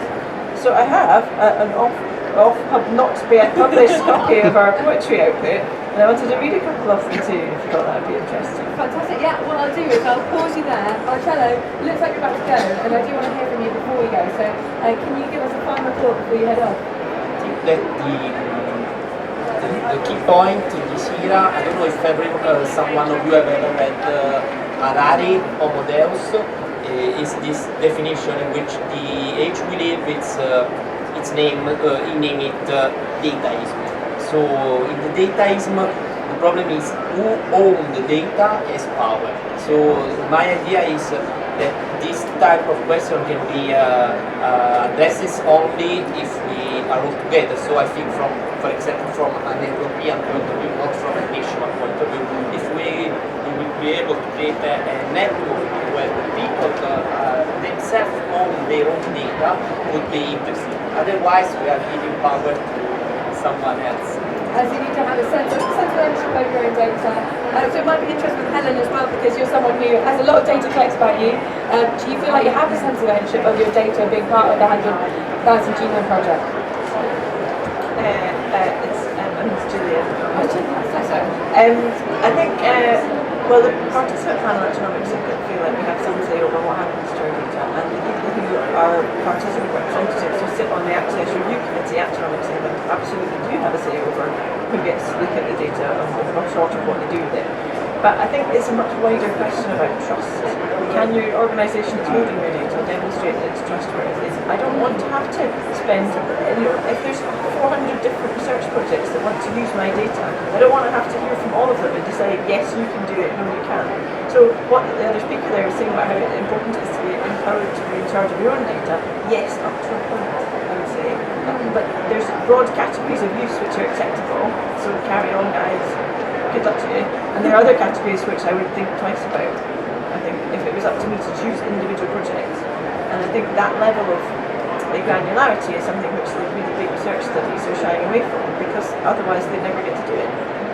Because if you say, oh, we have a cohort of 20,000 people, come on in, and then half of them turn around and go, no, you're not doing that with my data, then that doesn't get you as far as you would like to go. So yeah, there's all kinds of different considerations there we can put on after me. I had some notes behind me. Are there notes of agreement?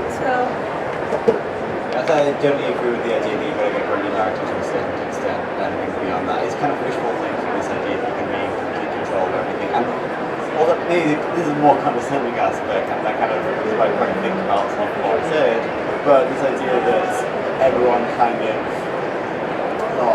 you give your data to someone like the 100,000 Genomes Project, and you have power and the ability to decide what happens to that. I don't know. I feel like that's going down a horrible loophole.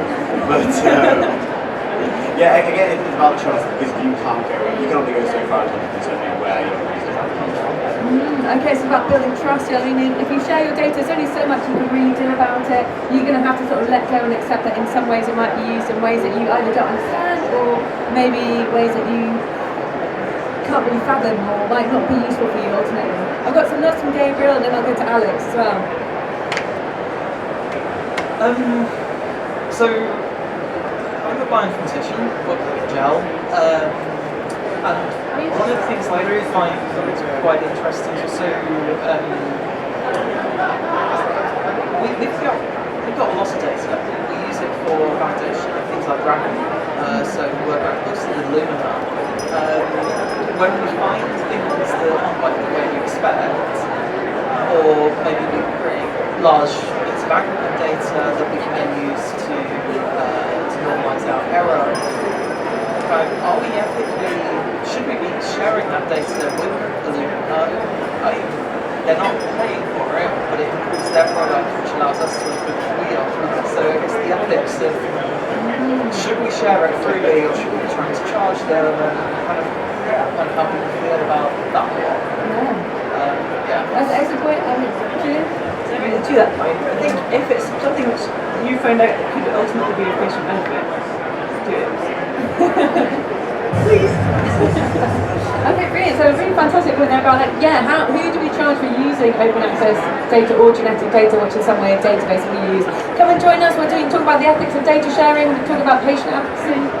Lumina have got a lot of cash, so you should try and ask them for some money. If they say no, just give it to them anyway. But don't tell them that beforehand.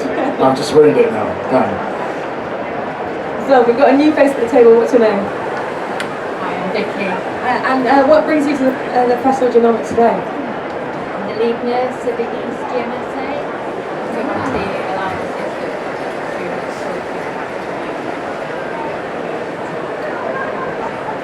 Fantastic. So we were sort of talking about the ethics of data sharing, talking a bit about actually what it's like to be a patient sharing data. And actually, Julie, you said you had some work that you wanted to share about being part of the study. Is that right? Thanks very much. Two of the poems I wanted to read out actually in writing. It's a project with Bobby Farsidis and Rich Gorman at the University of Brighton in Sussex. And this was written by the parent of a very rare child. About your child. A splice mutation. Words about your child you never expect to read. A variant of uncertain significance. So they're not sure what, if anything, it will mean. We know that there is regression, an autism spectrum disorder. Since we last saw you, have there been changes in your daughter? Well, yes. She wrote a story, illustrated it herself. At my brother's wedding, she held my hand, and the absence of my late mother made me sad and overwhelmed. She chatted to me at bedtime and snuggled in tight. Since you saw her, yes, I think she's doing all right. A beautiful reminder that there's people behind all of these things. And the other one, which is not written by me either, but I want to share it because it's still moving, is called Unpacking. I saw one once. Difficult to see I held it since it was under a microscope lens. A nucleus, the tiny dot in a cell, the full stop at the end of a sentence, 3 billion letters long. A biological zip file describing a human. We've spent her life unpacking it. Then come the experts, detectives decoding what this Rosetta Stone might say about what's wrong with our Cleopatra and how it's shortening her muscles, her life. Genius though all this is, do these hieroglyphs tell us about her body laugh and a smile to fall in love with?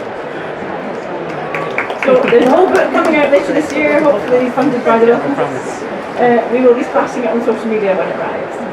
And just to sort of give us a bit of context for people on the table, first of all I'm going to do a round of names and maybe we can find out a bit more about why the project started. So I'm going to start from behind me over here.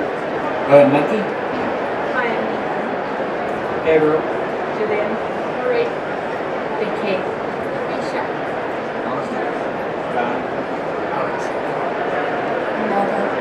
Brilliant. We can take this conversation anywhere we go. Did anyone have any thoughts from hearing the poem from Gillian, kind of questions about the programme itself? I'll go over here. Thank you for the polls, but what I wanted to make an observation about is we often have a problem patient consent forms. We have two drives for that. One is trying to pack in as much information as possible to make sure that every possible eventuality is covered. When it reaches a patient, that gets them the size of a telephone directory, we have to simplify it down, which almost immediately means removing some of the nuance. I'm guessing from some of the marks that's a common problem. Has anyone found any way of resolving that? Oh, okay, so yeah, how do you try and make your forms as new as possible, but also make them fair and understandable? Gabriel, you're about to head off, so can you give us a final thought before you go?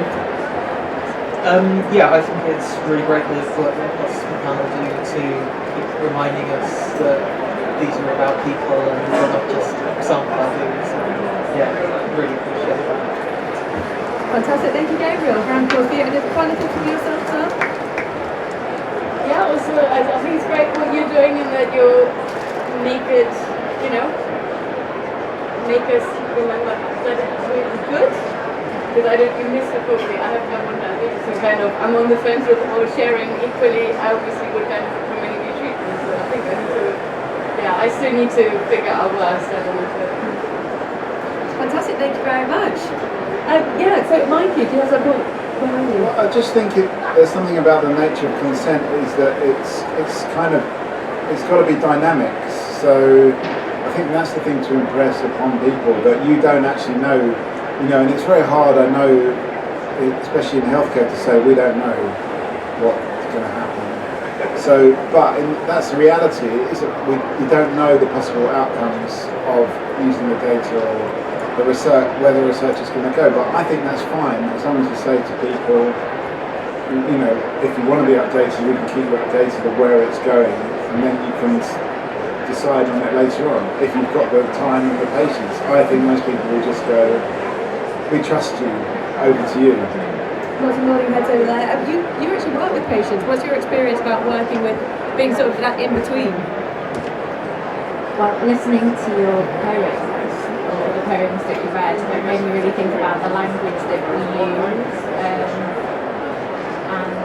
sort of having a common language is something that we're working on at the moment with Griffith for making it a more accessible conversation for both the healthcare professionals and patients and families as well. So it's a gap that we're trying to bridge.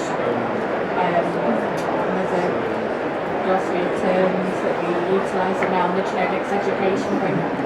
Very prepared.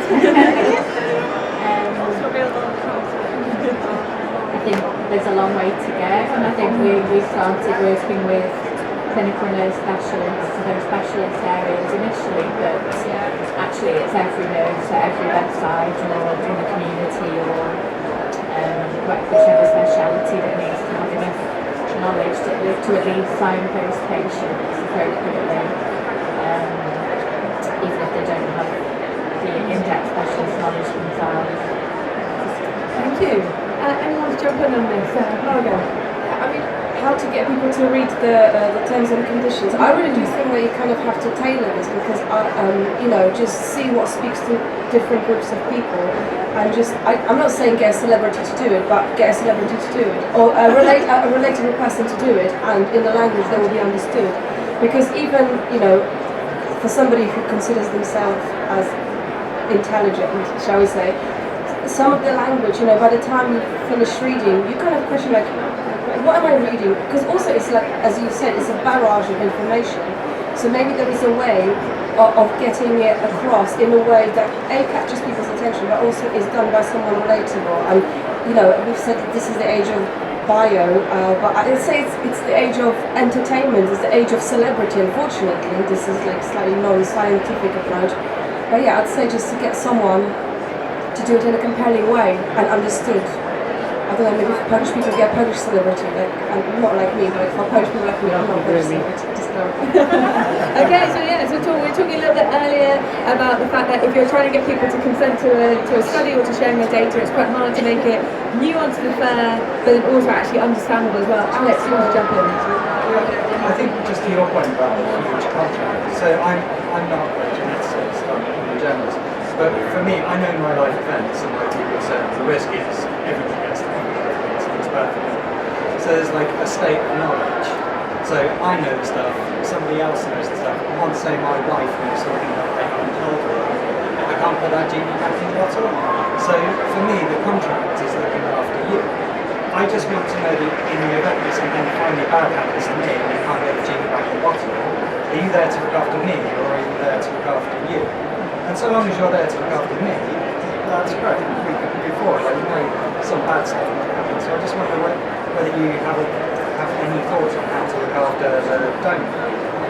We've got some nods over here just before we do. New face at the table, what's your name? My name is Danny. Danny, fantastic. And response over here. I agree. I think it's common interest constantly in this patient. I work in the lab myself, so my interest is normally 5 over 2. And it's very, very difficult to make that sort of connection. This is someone's life. This is someone that I'll have a problem with contributing. I'm fairly casual about my data because I recognise I'm facing a very, very big crowd. What is important to me is going to contribute to the rest of the whole, and I'll get anonymity on the basis of that. I'm not having things like that, and not everything is as trivial as that. I think it's incumbent on us as the providers of the service to make sure that other people know what we're going to do with them. And the problem is, the constant that everyone knows what we're talking about all the time, because we talk a very, very arcane language. Even specialists don't communicate well with each other. And it's an absolute tightrope for me. Fantastic. So yeah, so even with a specialist, it's quite hard to communicate what you're doing, what kind of science you're doing. There's quite a lot of nodding over here. Do you agree? Yes, I do. I program which humanizes the whole patient scenario because I particularly do not face any patients. I'm sitting back in the lab. I'm just unzipping files all day. And I'm sorry to say, but the words that we use to address the patients are fabulous, which is really humanizing. And once in a while, we see those Excel sheets which have the exact data about patient first being detected. For example, I work with cancer, and when was the first time they got it, or there was a relapse, or they didn't show up, or they just very unfortunate that they just died during the clinical process, which is very sad for us. And I don't know where to draw the line, because when you see some unlucky or mutations in the patient, which is very bad for them, but clinicians in turn are happy because they found it, because they know the treatment for that, which is quite weird. I don't know. So it's something which I had in my mind. And also about terms and conditions being simplified would be a great idea. They could be a website or some. This is not the era where we read stuff. We take in information in different forms of media, which could be videos, which could be some tutorials for you to understand. And that inside just now, Tony was talking about something. Who owns the data? And is it the server, is it the hospital, or is it the pharma company that has it? But the answer which very impressed me was that it's the patients who own their data, and they should get to decide where it goes and what happens with it. Thank you very much. Yes, I've got a round of applause there as well. Have we got any responses over here? I mean, Mikey. It's a shame that the legal lady is gone, because for me, I've just been reading this book about the history of the world, and this guy called David Graeber that wrote it, and he basically said that the concept of ownership is a very rare concept. It's a kind of Western European idea, and most of the countries that the Western countries colonized didn't have a strong concept of ownership. And yet we've been talking a lot all day really about owning the data. Is it about explaining how we own the data, or just actually I'm not saying lose the concept of ownership, but actually develop that concept of ownership so that it's a bit more of a communal understanding of ownership rather than such a personal, private property idea of ownership. So I've actually done all the way through, so I used to work as a healthcare assistant on the wards. I also research and work with recruiting patients, and also use their biopsies, so I used to work with the one. That's us. So is there any definite speaker here? No, it's basically just whoever's here. So it'll be attendees at the conference. I think we have a couple of people in genomics and like private sectors. So it's team-based, so there's a topic. The topic kind of, it sort of comes and goes. It's basically just people introduce themselves. It's very like free-flowing news, but it works really well. It's great. It's a lot of fun. Feel free to sit down for 5-10 minutes and you can sort of listen. reassuring. So I've had patients who just also thinking to back out. I mean, you do the same those types of conferences. Well, yeah, we can host. I mean, this is our type of show. It's sort of talking where we set up. So we usually sort of get people speaking. Very good at sort of like bringing people in, sort of keeping going, building up discussion. But yeah, we can definitely do events like this. Another one at the National History Museum on Thursday. So definitely something. Yeah, it's really great. The guy in the red shirt, Mikey, he's sort of the creator of Talkaoke. 25 years ago, he's been doing it. So yeah, it's really great. Yeah, He's very polite. Yeah, see you around. Some people I'm not sure about. Other people are a bit more scared. But approaching with the kind of harming, apparently be a bit protective and things like that, then, you know, they both open up as well. I think most of the time they're okay after being reassured. Is it, I mean, two people agree, but what are your thoughts, Danny? I was going to say, like, it's interesting to hear how many people work directly with patients or patient samples, because I'm more like kind of preclinical, so I'm also in the lab, but I work with cell lines, which obviously are derived from people. So in terms of ownership, it's interesting thinking, well, who owns that? Because I don't know what patient that's come from. The cell line's been immortalised in some way, or had some kind of genetic mutation that made it as such. But I mean, most people know about the HeLa cell line having metal acts with the issue of consent and ownership of that. And I still use that cell line now. It's used so much. And we use a lot of other ones. Like we use like a human colon cancer derived one, but again, I don't know what patient it came from. I don't know what the history is of that. So it's interesting talking about ownership or patient samples when you're working in the preclinical senses. Who would own that technically? Because we don't know that patient. I'm using cells from them that are derived, but it won't ever kind of feed back into it. It's more for the preclinical research side of things.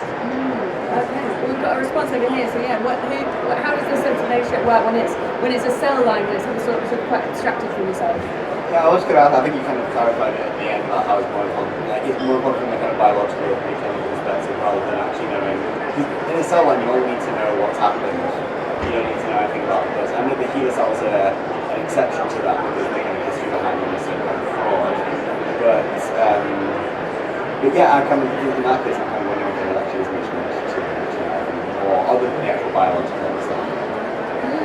What do people think? I mean, if it was a cell line taken from yourself, is that something that you think would change your opinion? I've got two thoughts behind you.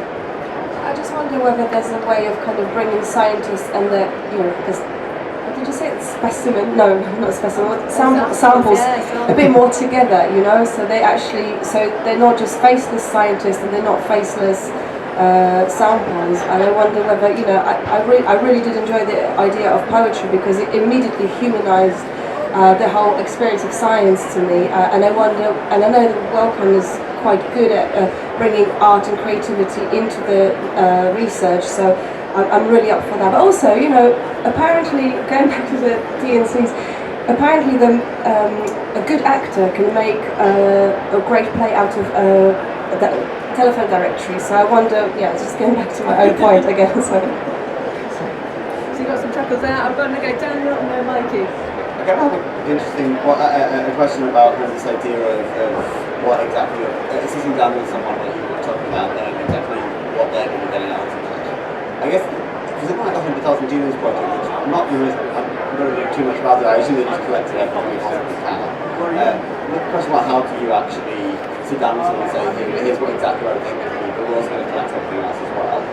The second thing is, and I don't know how related this is, but I know there's like an NHS scheme where they're going to be doing sequencing of every newborn baby. We'll go to Julian next. How has that been kind of ethically validated? Have they kind of said, we're only going to test for like the rare disorders, we're not going to kind of keep any data, we're not going to tell you if you've got the right mutation? Like, in that case, have they been very, very explicit about what they want to collect from something? And can you do that with 100,000 Genomes project? Well, we've got a participant in the 100,000 Genomes project, so can you enlighten us? Yes, briefly. So the 100K project, everybody who signed up for that had a medical reason for doing so. So either they had a rare disorder in the family or they had a cancer which was under investigation.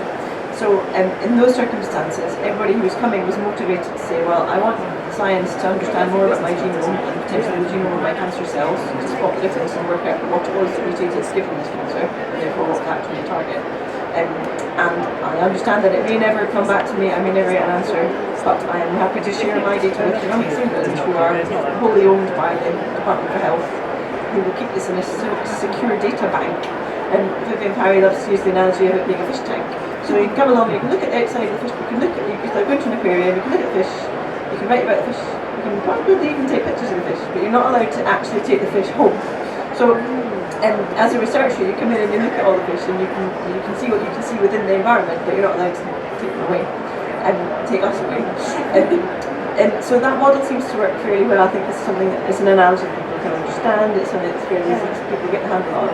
Yes, I understand that I will be in this data bank and people will come in and look at my data and then they will leave, but they will not take identifiable data with them. But things they discover while they're there hopefully could result in new treatments or better diagnoses for people with conditions like me or somebody else. The newborns program is a very different basis because you're talking there about sequencing genomes of people who expect that their child is going to be healthy. As a parent of a newborn, you're like, yeah, my kid's perfect, isn't it? Look, aren't they gorgeous? Yeah, it's going to be perfect. And the test's going to tell me it's perfect. Yeah, great. So perhaps you're not expecting to hear back that there is a problem there, for a better description. And so what they've been really very carefully thinking through is the ethical implications of that. If it's possible to sequence a genome at birth, and that genome tells you that the child has a condition which is not treatable, what do you say to the parents and when? And that is a massive contentious issue because some parents will want to know on day one, and some parents, like me for example, I thought my son was perfect for the first 3 months of his life, and it wasn't until he started showing symptoms that I wanted to know why that was. I don't want you to tell me on day one that he's got a neurodegenerative disorder that's going to leave him at the level of a baby for his entire life, because that makes it really hard for me to bond with him. Tell me that further down the line once I've discovered that there might be something wrong. So I think timing is everything. And the questions around what doctors know and when, and what patients get to know and when, are massively contested. And I think there's still a lot of unpicking to do there because everybody's different. And it depends on the level of trust that you put in the medical profession. The worst case scenario ever would be if you go to a clinic and the doctor reads their notes in front of them and says, oh, I see you have such and such. Sorry, nobody told me that. But these things happen because human error creeps in and mistakes can happen. So they are putting a lot of consideration into how they go about recording certain information and then delivering it to people. And I'm quite confident that they're not going to be because when you obviously you all know this, but sequencing a genome is writing down the letters in order, analysing that genome requires you to look at certain chunks of those letters. And I think the analysis that they're planning to do on those sequenced genomes is only going to be targeting a certain range of conditions which are actionable at the time when they're looking at it, rather than saying, oh, you might get breast cancer, you're more likely to develop breast cancer in 40. So I hope that sort of answers the question. Brilliant. Mike, you've got a response on that? I just saw. Before you go, can you give us a final thought. Final thought on anything we discussed today. What do you think? So this conversation certainly.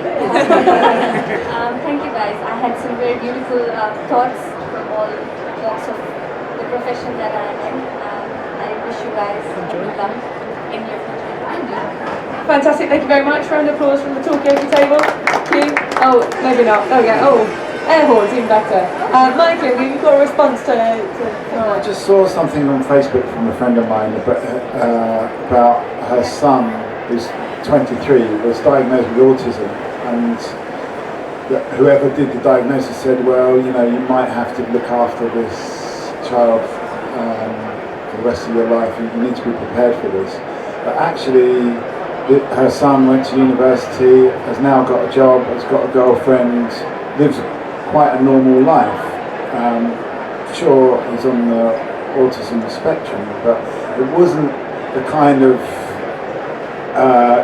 huge kind of disability that was implied at the time. And I don't know if that's because of, I don't know the reason for it, but I think the main point is that we can't really predict. The same with, with a BRCA mutation. In 10 years' time, maybe you just take a pill and that problem is sorted out. So, you know, we don't know what the research is going to be and what the outcomes will be in the future, even of recognised disorders that we could diagnose. I was going to say another thing that's quite interesting is like the idea of, in terms of like genome sequencing, the idea of personalised medicine. So if you did have, say, you found out a specific, so we had a fiasco. If you had a specific representation and you knew that that was your mutation, and then there was labs that worked and say, well, this specific mutation, you know, they have this treatment. Whereas other ones might need slightly different approaches, because at the moment with some cancer treatments, it can be very much you know, one treatment tries to fix it, it doesn't.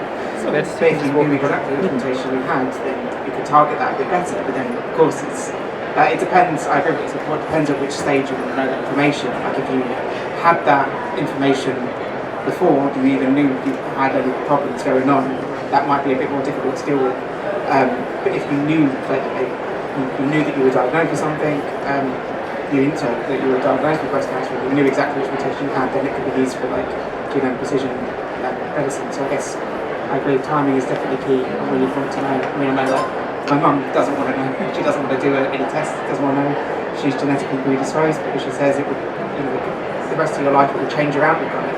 You know, you might have to plan to have a vasectomy or not. Like, whereas if something happens and then you deal with it as it comes, that's how some people like to live. And that's, you know, I always try and think where I would fall on that because I'm a scientist, but then, you know, the emotional side of things. It's interesting that you have to have that kind of that divide. Yeah, I mean, would people want to know? Yeah, sorry, I'm sorry, I'm the one that brought up the BRCA mutation. That's my PhD. I'm sorry about that. I think it's going to it's the case where you diagnose with breast cancer, for example, and then you have an actual screen. That's the point of the BRCA mutation, because BRCA mutation is interesting. It's the first sensitivity to very excitingly type of therapy, PARP inhibitor.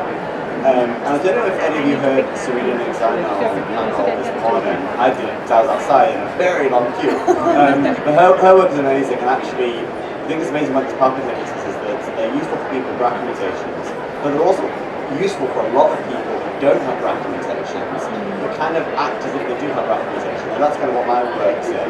And the way that you identify these patients is using Professor Nixon's method is to do whole genome sequencing on them, and then you kind of figure out a good classifier of them, which is phenomenal. And I think I've only ever heard her talking about it in terms of this kind of, we get to do whole genome sequencing with new patients, and isn't that brilliant, isn't that cool? Then the ethical implications have to kind of fall within conversations a bit like this. Again, I think that's whole genome sequencing a very specific goal, which is collecting those mutations. Well, collecting kind of somatic mutations, not seeing which genes are on. But yeah, that's why it wasn't BRCA mutations.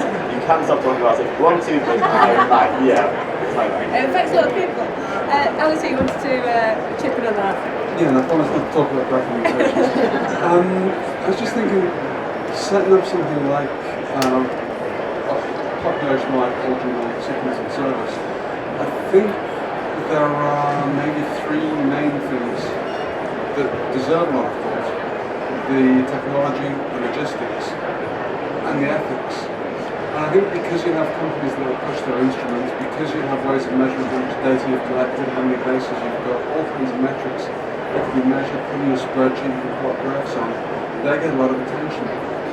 Who pushes the ethics, which is probably as important as all the rest, and without good ethics, you end up in some terrible situations, are the drivers that will push that, and are they as strong as the companies pushing the technology?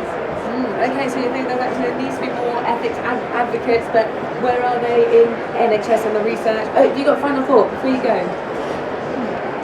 My final thought is about education of doctors and nurses, so the language they use in practice, to the standards that they hold themselves to.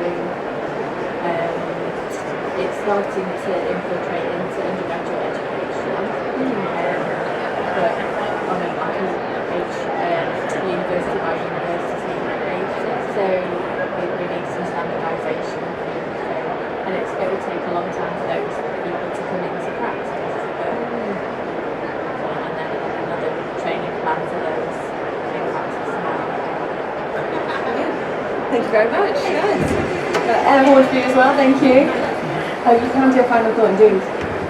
So just something that popped into my mind when I did my master's degree with St George's, my project with St George's, and as scientists we got to humanise our patients by going down to clinics and meeting the people that are suffering with the specific disorders that we're researching. Maybe it could be a thought that as scientists, maybe they could come down and actually see the patients that are suffering these things or diseases specifically, and then be more ethical in the way that we handle our samples, or think twice before throwing the tube in the bin and things like that. Fantastic, thank you very much. So yeah, lots of things to feedback on, and also we were sort of talking a little bit earlier about who is pushing the role of ethics within this type of research. Julie, I don't know whether you can give us any insight on that. Thanks. Yeah. I think, well, research ethics approval for each of the individual projects is supposed to be considering how they fit in with the wider landscape. But I think you're right, there needs to be an overarching level of ethics. And certainly within Genomics England, there's an ethics advisory committee who are responsible for making sure that the wider company does ethical things. The national data guardians are supposed to do things a bit like that. And I think there are other national things that we were thinking about it. Office for National Statistics 5 safes. I think that's actually ethically quite a useful tool. I don't know if anyone heard Andrew Morris talking about that earlier. I can never remember all 5 of them, but I'll have a go. It's making sure that your project has safe people. So are your researchers recognised to be who they say they are and working for the organisation that they say they are? Have you got a safe project which is deemed to be something which is of worth and recognisably worthy? Is it being done in a safe place? So have you got the data in a secure data environment, or do you trust the research environment and what's it? Never remember number 4. And number 5 is safe outputs. So how much information comes out of that study, and is it de-identified, and making sure that that cannot cause anyone any harm by sharing it. And the use of those 5 safes is something which has now been built into project design for big data projects in this country, as far as I understand it. And I, as a person whose data is in there, being subject to that, feel quite reassured that this exists. Obviously, making sure they're implemented properly is a whole other kettle of fish, but as a starting point, that's good. I'm sorry, I'm going to have to go quite shortly, but would you guys mind if I just take a quick selfie of all of us? Absolutely, I'm talking to the world, and it's fascinating. This is the best kind of thing, actually. And I've so much enjoyed my half hour here. It's been fine. Thank you. Well, thank you very much, Julie. Yeah, we can also, I'm sure we can all pause for a selfie as well. So think your best ethical data sharing thoughts. What else are we talking? We're talking about quite a lot today. There you go. Can we all fit? Yeah. I think the question, asking to get the photo is in a way, it's a bit like a kind of, the ethics of data acquisition in action. And I think we all consented to that data to be used. We don't know how exactly it's going to be used. We might find ourselves on the next poster for for Genomics England. But I don't mind that either, to be honest. And we've got a final thought from Daniel over here. I'm looking at my data to Genomics England, so I'm typing on the photo.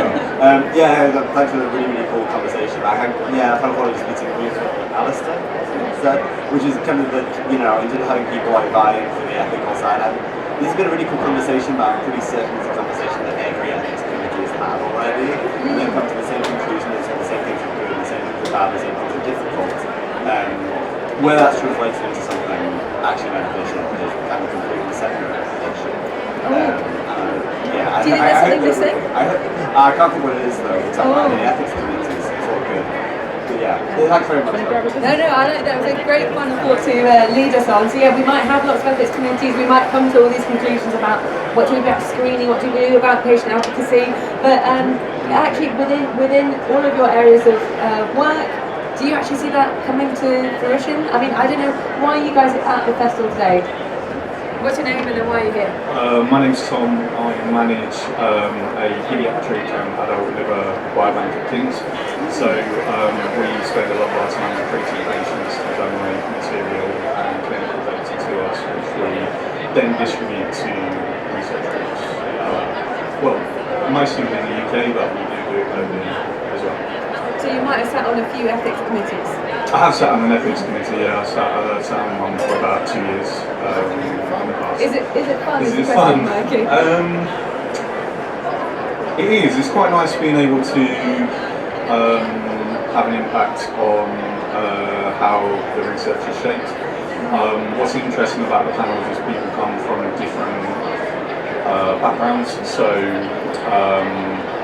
mine is sort of very kind of patient focused. So whenever I was looking at an application, I was very much interested in, is the information that's being given to the patient clear? Is it really obvious what they're getting into? I always approach these things like, would my man understand it if it was his and then you get other people, sort of clinicians and people from other fields who take a more sort of granular approach about the techniques and everything else as well. So it's good to have a breadth of experience on the ethics politics. Fantastic, thank you. And what's your name and why are you here today? My name is Marwa. I just started working with Thomas. Excellent, fantastic. So before we left, we did have Daniel behind us, who was sort of kind of, Alice said, where are the ethics ethicists within genomics research? And then Daniel kind of left us on a slightly frustrated note. He's saying, we have all these conversations, and they you sort of felt maybe like they don't really go anywhere. People sort of just sit down, acknowledge it's a bit complicated, and move on. I mean, is that something that you guys experience? Is there are there is that a frustration you share? Or have you got a rebuttal to that? I don't know. Interesting. And I have to think of a response. I do agree on that point where, like you say, we'll talk a lot about ethics, and then actually implying it's quite different. I mean, I don't know if this has changed since, because I started my PhD last year. So I'm in my second year now, but when I first joined, kind of partial thing that we had, I'm in the medical sciences division, and although I'm pre-clinical, we all had to kind of go to this talk about how you handle data and ethics around collecting data. So I think they're called the Curate Fund. So we had a lot of talks about how they work and how if you're going to be using patient data, how to handle it. So perhaps, because I wasn't in the gig before, so I'm not too sure if that happened beforehand, but perhaps that might be the slow phasing in of making sure everyone's aware of the data that you're obtaining and the ethics behind handling it and the collection of it. So potentially that could be a start to trying to introduce those things. But I think what's interesting is you can make changes to people new that are coming into the field, so they're brought up with that philosophy and that mindset of, okay, this is how I should handle data, but I think as someone mentioned earlier, the phasing in of that can be quite slow. I mean, if you're going to do a medical degree, that can be years. So I think it's also interesting for people that are currently already in those positions to maybe have training sessions with freshers to introduce those ethics at the later stage, as well as just for people coming in, because it's great to start building up that new mindset, but then it can be quite a long lag time to actually see it implemented. So yeah, having sessions for people already in the field would probably be quite beneficial. Okay, so yeah, actually having sessions with people in the field, that's the thing that's really going to maybe change people's mindset, understand it a bit better. Alice, you've got any thoughts on that? You're nodding slightly. Leave us with your final thought. I think it's been very fabulous chatting. I am aware that there's committees, but they always seem to be sitting in the background. And it makes my life a bit quieter because I use the signed ethics approved. But I sometimes think there's such a rush to get the technology rolled out and available that maybe the ethics would be it's not really my song, but it's great. Fantastic. We've got a sinister sound and then also potentially a round of applause as well. Thanks for being part of the Talkaoke table. Now, I was going to say, is it time for a change of hosts, do you think?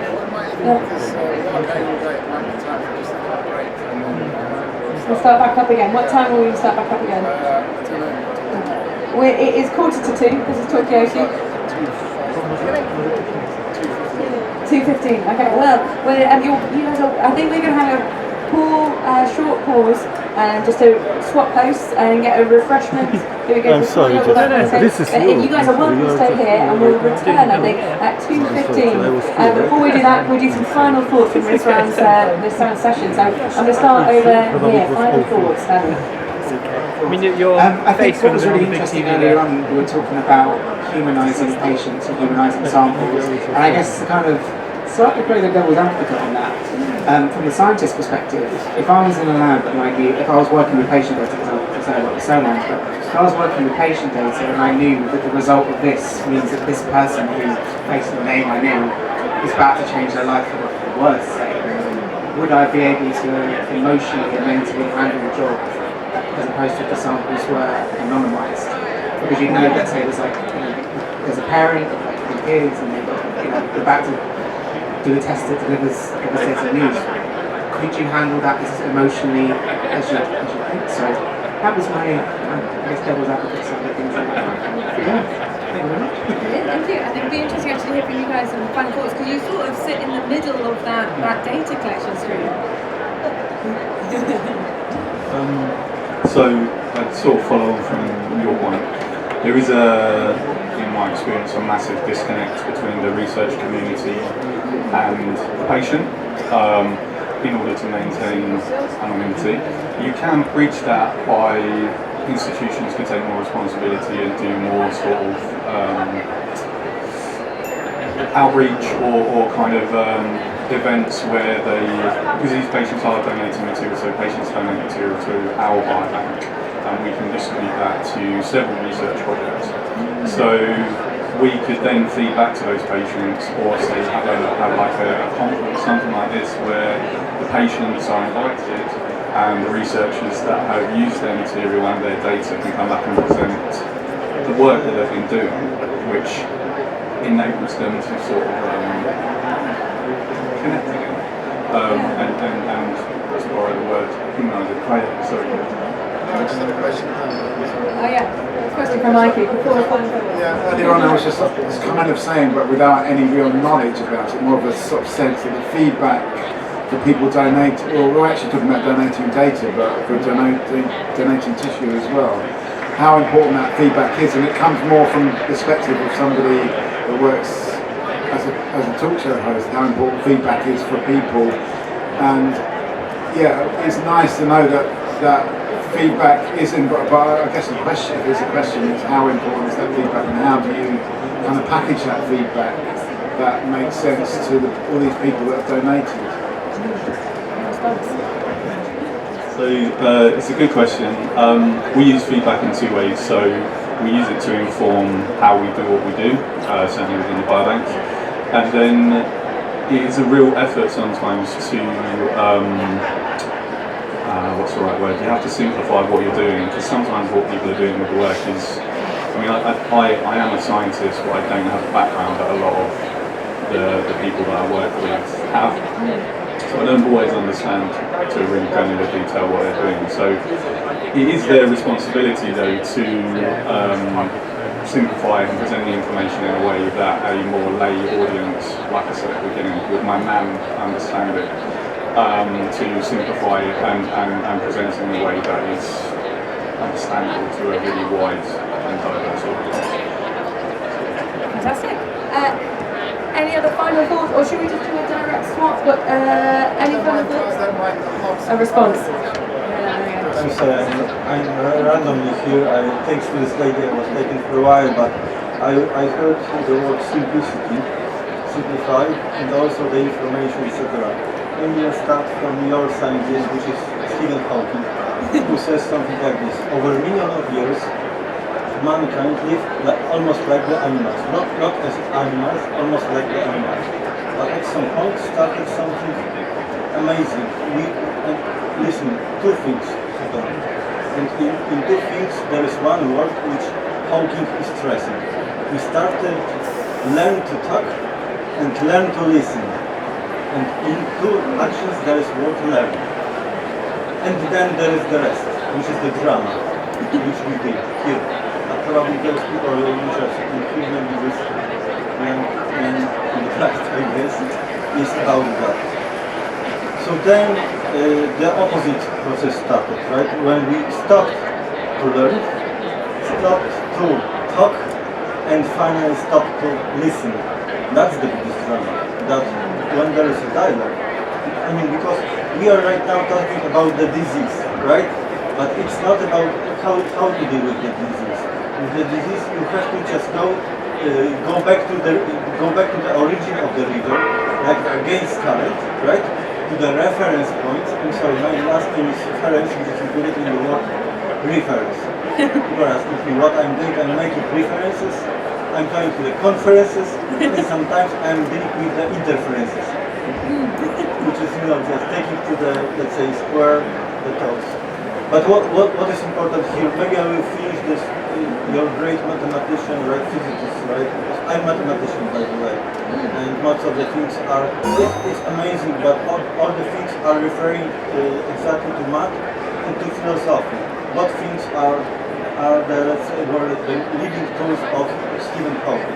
So let us finish this. What Hawking says as in the last word to the mankind, like the leading thing, right? Which is, so that, again, we stopped to learn to talk, stopped to learn to listen, and even we stopped to talk, and finally we stopped to listen, right? You know, I'm living from Dallas, Texas, right now. Heading from Silicon Valley in San Francisco. My last name is Ferenc, which is Francisco, actually. It means a lot of things to I'm mentioning it intentionally because I work and I apply it, I started to apply the simple rules which are hidden in the language to the molecular biology, right? To the molecular biology. An example, when you start spelling, right, the word rehabilitation, inside there is other word, rehabilitation, maybe your future score. So it's sort of a metaphor for... It's not a metaphor, it's even the tool, right? So when you will start to apply the science which people invented, finally you will come to the receipt how to invert the biggest failure of this civilization, which is stop to listen, stop to talk, and finally stop to learn, right? I think okay, that's and then let me finish. So the last words of Hawking were like this.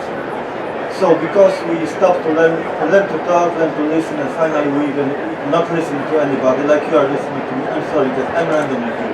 Thanks to that. That's a small joke, because the best things which happen in science are random. So if you invite like me, random person like me, some things may happen. So the point is as follows, that finishing the thought, this is the biggest final thought I think we've had today. It's a good one though. No, it's probably the biggest things are there, but who knows, right? You're probably, that could be the center of the universe right now.